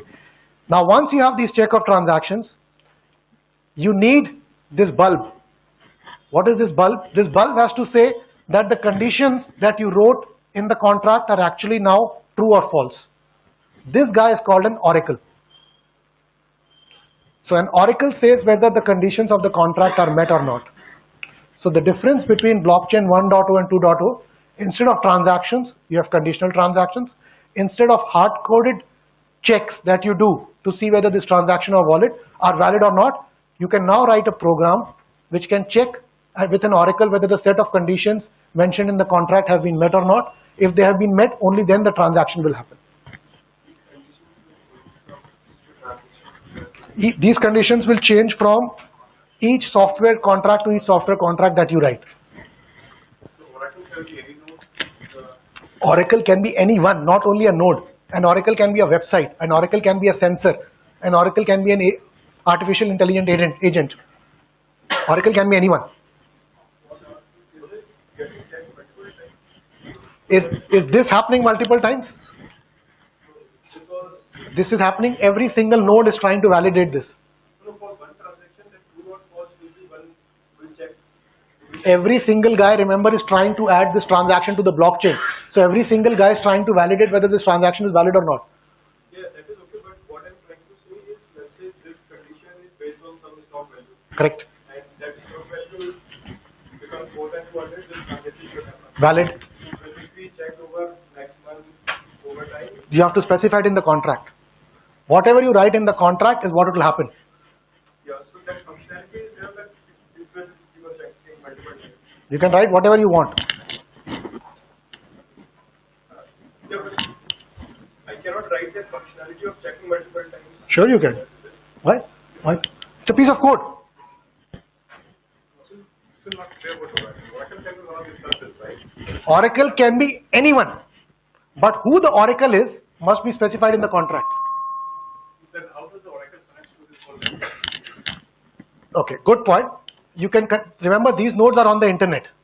So these guys can call an API. It's a web service, right? So then one of the nodes knows, okay, so it will be in the contract. Correct. The contract has to specify who the oracle is. Oh, Who the oracle is in the contract. Like the bank currency also. We'll see that example next. Line of credit example is coming. Letter of credit, sorry. Yeah. So, why? Sensor can be saying that if the temperature of Bangalore is more than 40 degrees, you will pay me $40 tomorrow. It's a contract. This is the programming language. You can write anything you want. Sorry? Nodes will interact with Oracle, absolutely. Yeah?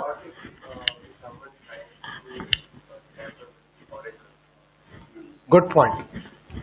Open question. Open question in the blockchain literature is, how do you secure oracles? It's an open question. People are looking at different ways of solving it. Not yet solved. Okay. But by the way, just to make sure, not every contract will require an oracle, and we'll see some examples of oracle-less contracts. Okay. So the only difference between 1.0 and 2.0, that the transaction verification, which was very simple here, saying transaction value should be less than the center balance, now comes down to executing a piece of code and seeing whether the return value is true or false. Okay, everything else remains the same. Okay, so now you can now think of blockchains as a state machine in this blockchain 2.0 interpretation. Why? Remember, when we had only transactions, there was an implicit state of the world being maintained, and that state was the account balance of every entity can be thought of as a state. And what are the transactions doing? They were things that were changing the state. So it becomes a state diagram or a flowchart, right? When you have conditional transactions are implemented by using something called smart contracts. Smart contracts are internally nothing but object-oriented classes which have some variables and some functions. The variables therein constitute the state, and the functions which achieve the transition are the ones which execute the state machine. So now from what have you done? Conceptually, you have gone from a distributed database in a decentralized setting to a distributed computer in a decentralized setting. That's why blockchain 2.0 is also called a universal computer. Whole smart contract will be all the nodes. Exactly like a transaction, yes. Every single node will be trying to execute the contract, but only one will succeed, and that guy will be given the cryptocurrency. So, if I write the malicious code in a contract, Yes, then there's no checks and balances. that's absolutely right.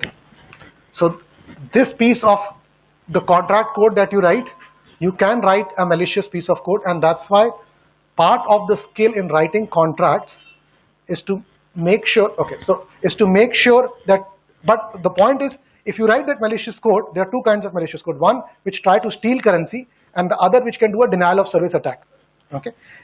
Denial of service attacks are prevented by making sure that the programming languages in which you are writing the contract, which are limited, you cannot just write in any language, are secure enough to not cause any denial of service attacks.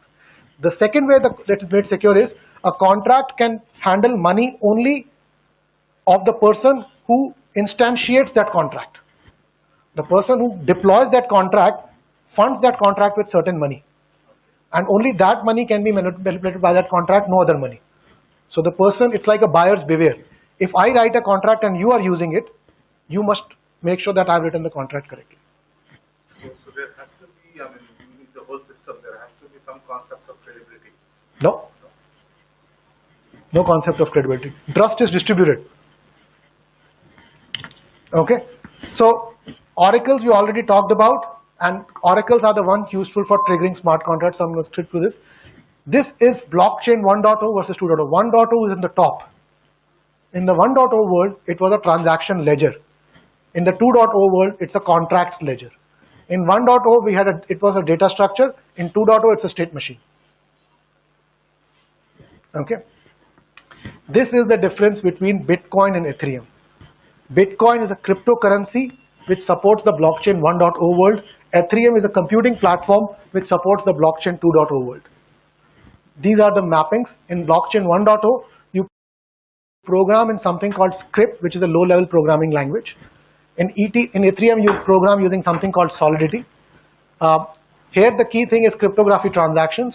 Here it is cryptocurrency smart contracts. You need the notion of an oracle and gas. I'm not going to go into what gas is, but this is basically a mechanism to prevent denial of service attacks.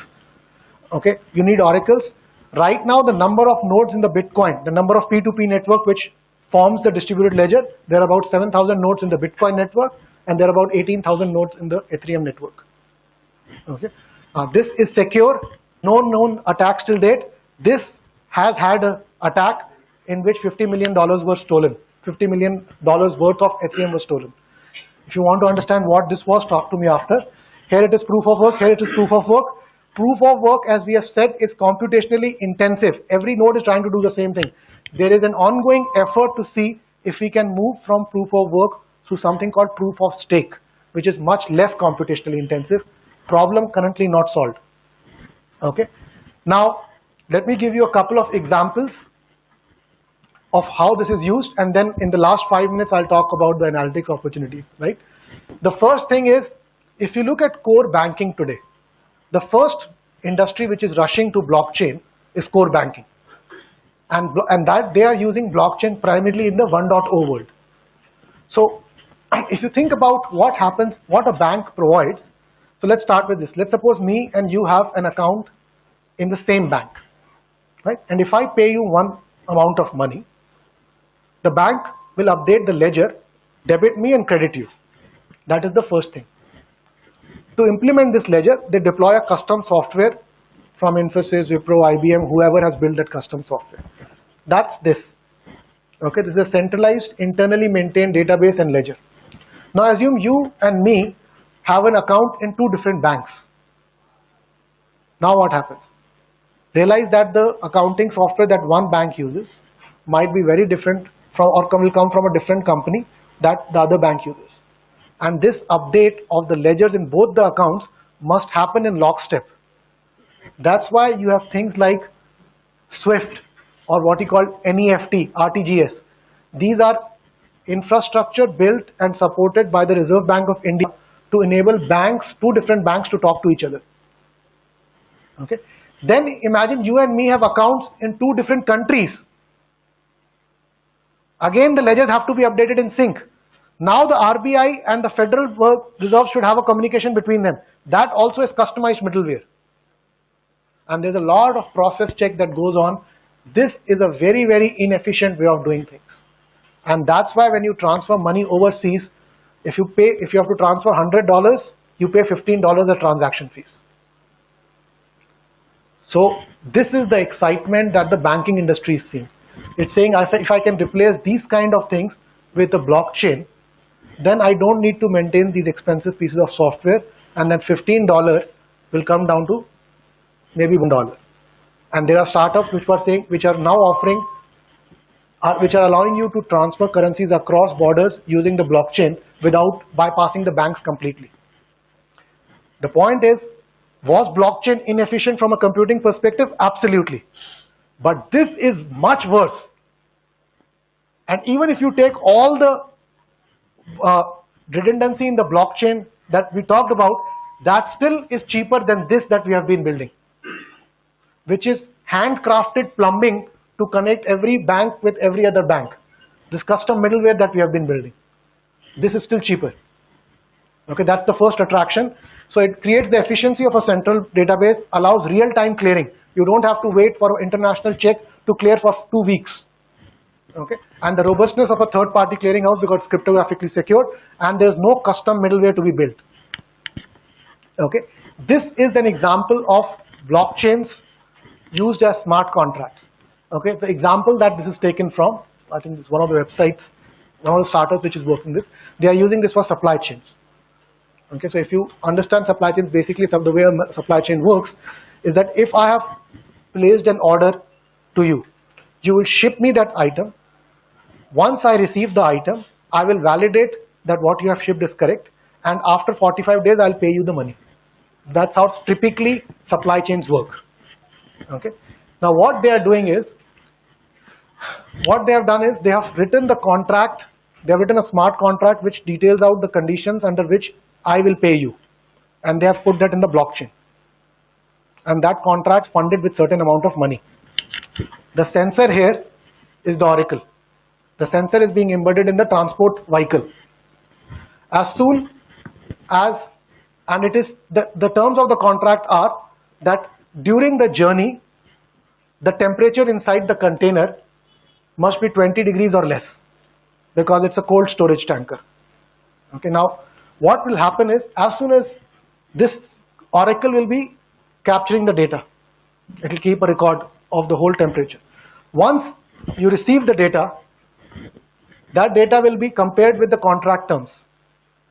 If the contract terms are valid and the contract terms were satisfied, the money will be paid from the contract to the guy who shipped the item.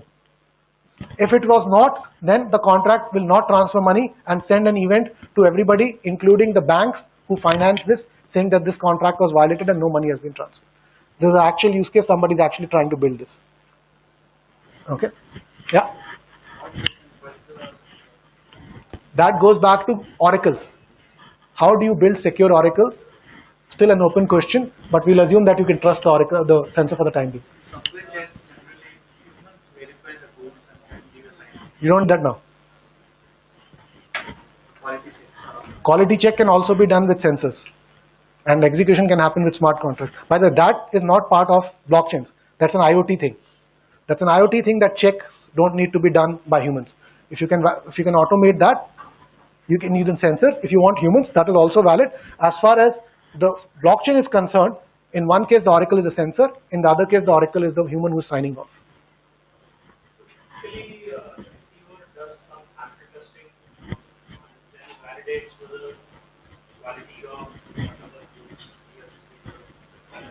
That's right. It is programmable.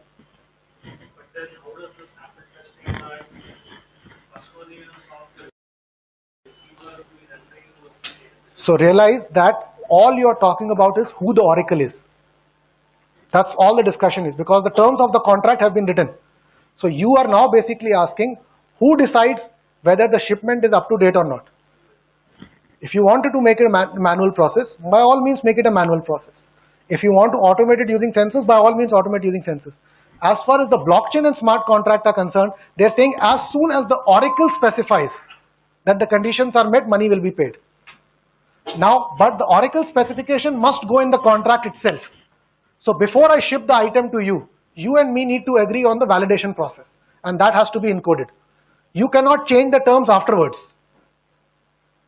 That is the key idea. The fact that the trade relationship between me and you is encoded in actual software code which will execute after the oracle says something is the key idea.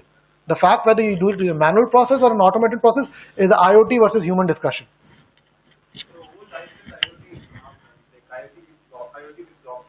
Yeah. So it gives the advantage of like trusted network. True. That's why these guys are trying to do it with IoT. But oracle is like now it's still in the debatable thing. We can hack it or not. Right. So you can solve this problem. For example, why should one person be an oracle? You can say if there's a sensor and there's a human check process and there's another human check process and there is another sensor. If there is consensus among them, then you will they are combined together acting as an oracle. That's up to you. Again, the software terms, what you code is completely up to you. Who do you decide to be an oracle? Is it a group? Is it a person? Is it a group? Is it a group of sensors? Anything. That's open to creativity. So regardless of the industry, what is the also end objective was the transfer of credit from Yes. one party? Absolutely. If there is an internal business process like It's a good question. See, if there's an internal business process, some companies are trying to play with something which are called permissioned blockchains. And internal blockchains which do not really require any transfer of value. So there are some use cases, and that's why companies like IBM and Microsoft are now trying to sell these permissioned blockchains which are not public, which not anybody can join, and which may not necessarily be transfer of value, but they can be used for internal business process optimization.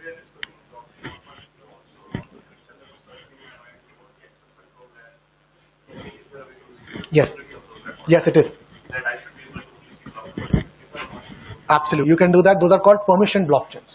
They're customized software sold by Microsoft and IBM today, but other vendors are coming into play.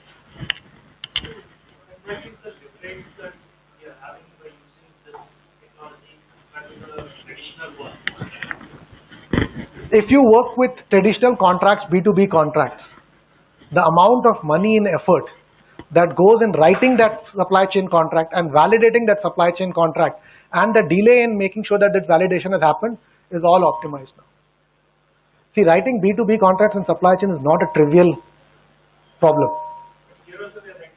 But you're writing it only once. This company, once it has written, it can sell it to 100 customers. Not every pair of companies needs to write this contract again.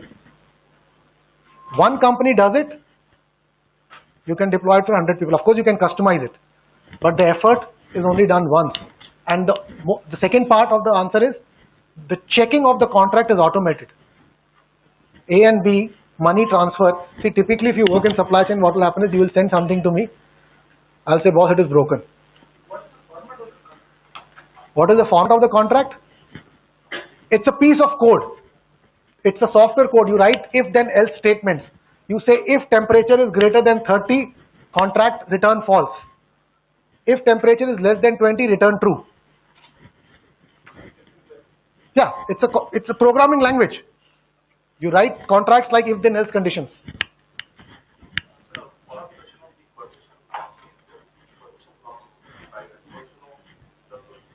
Yes, yes. It's a private version. The nodes that you saw in the architecture diagram are not just any nodes. No, that's correct. That's exactly the same difference. Not anybody. It's not open to anybody. Only people who are authorized can become nodes. In blockchain, yes. There are startups which are trying to do this. I know that, for example, the government of Sweden is trying to use something like blockchains for some other purpose. There are companies playing with it. I don't know of a real world implementation yet. Still early days.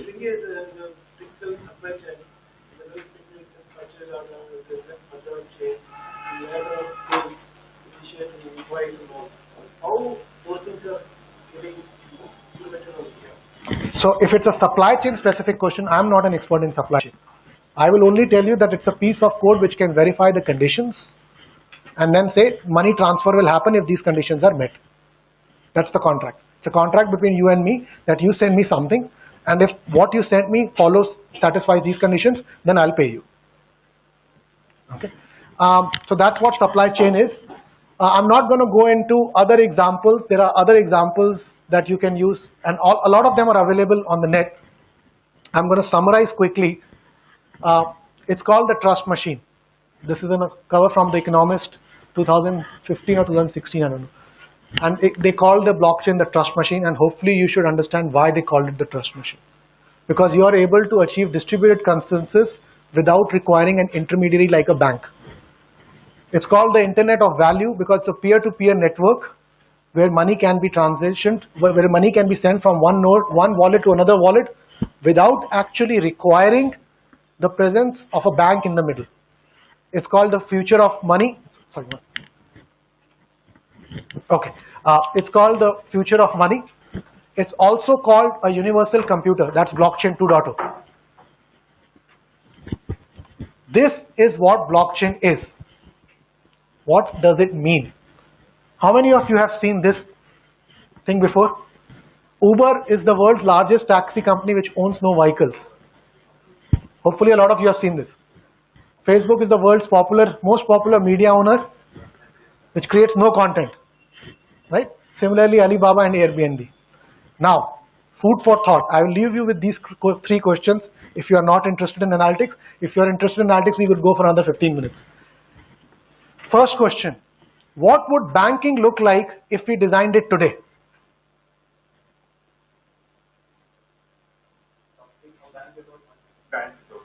So think about what, I don't have answers.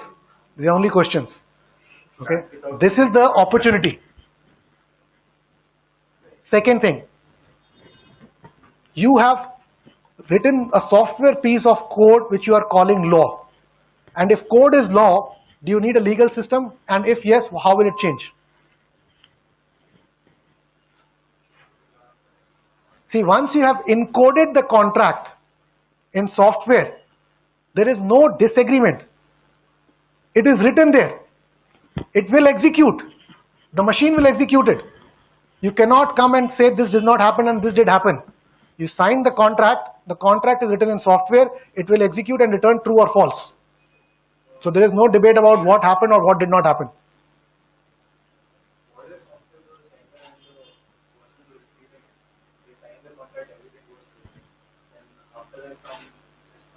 What mismatch? It is a deterministic piece of software code which will execute every time according to what is written. You cannot emit. Smart contracts, once written into the blockchain, are immutable. You can write a new contract for the next shipment. But contract once written into the blockchain is written. You cannot append, you cannot modify it. No. Unless you have written in the contract itself that one party can cancel it. You write in the contract itself that person A can cancel it. Then it can be cancelled. It's a piece of code. What you write is law. It will execute, the money will get transferred. You cannot stop it after deploying the contract. Unless you have provision, again I said, unless you have provision for that in the contract itself. Okay. And third, if you think about democracy, right? And democracy is what is called a social contract by one of the French philosophers. Is that also a contract between me and my elected representatives? And how will that change? Okay. This is the opportunity of blockchain. So it's not the bitcoins. Don't get lost in bitcoin value going up and down. That is not the story. The story is how will the world change with blockchains? Yeah.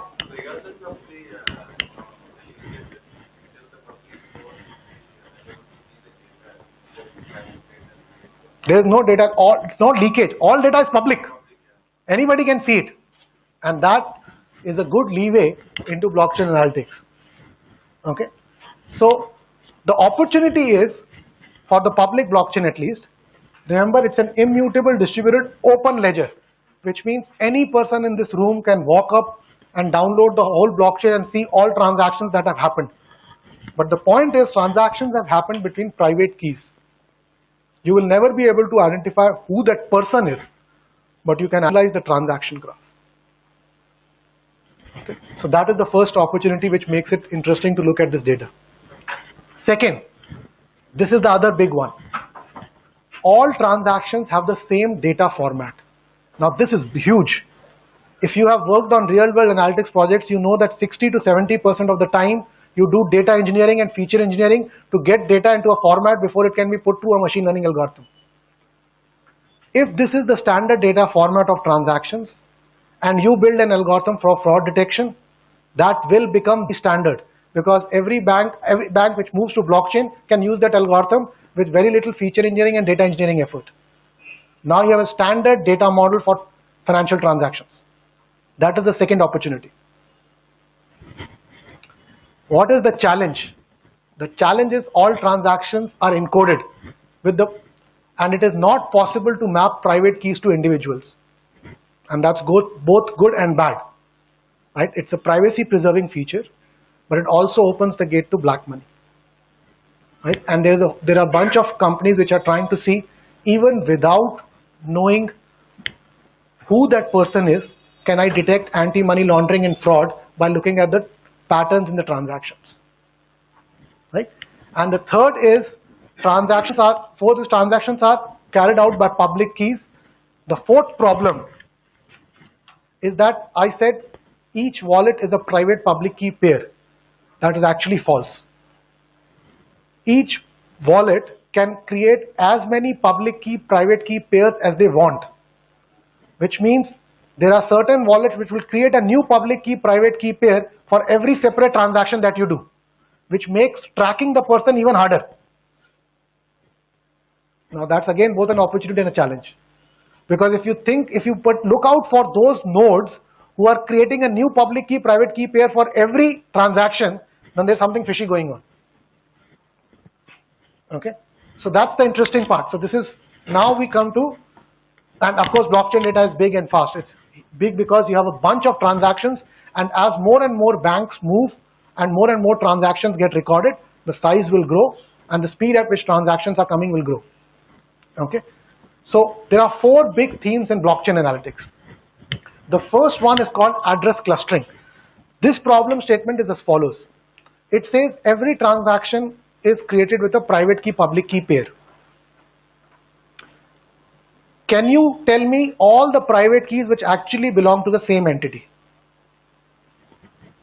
Using whatever technique you want. That is called address clustering. You can use whatever techniques you want, but I want you to tell me probabilistically that all these private keys actually belong to the same real world entity. The second thing is called semantic enrichment. This one says, you know the private key, You know that certain people will actually publish their public key on the World Wide Web so that other people can send money to it. Can you take this private key public key pair and enhance it with the data available about this public key openly on the World Wide Web? That is called semantic enrichment of entities. The third problem is graph analytics. Realize that every transaction forms a graph. Every transaction is nothing but an amount of money transferred from one private key to another public key, from a private to a public key. So you can think of this as an edge in the graph. That opens the door to graph analytics of transactions. Then you can think of addresses. Since I have combined, if I have already done address clustering, can you now look at the transaction graph and build an address graph? Where say, instead of saying that money is going from this private entity to this public key, I say that the money is actually going from this entity which actually owns these private keys to this public key. That is graph analytics. And of course, you can roll this further up and say these addresses actually belong to the same user. Okay. And the last one that is there is anomaly detection. You are basically looking with nodes with anomalous transaction behavior. This will typically happen if you have things like Hawala going on where a lot of money is going through one node. Right? That will happen. Anomalous transaction, very large value transactions happening with lots of different keys. Frauds and attacks are also example. So this is what a transaction graph looks like. Okay, this is a private. This transaction is done with a private key. So you have sent money from this private key to this public key, and this is the amount of Bitcoin sent, and this is what it is timestamped as. After you do address clustering, the graph you can roll up saying that these keys are actually belonging to the same person, and you can build a different. This is a different graph. This is a different graph. This is a transaction graph. This is an address graph, and you can roll up address graph to users graph, saying that these two addresses belong to the same user.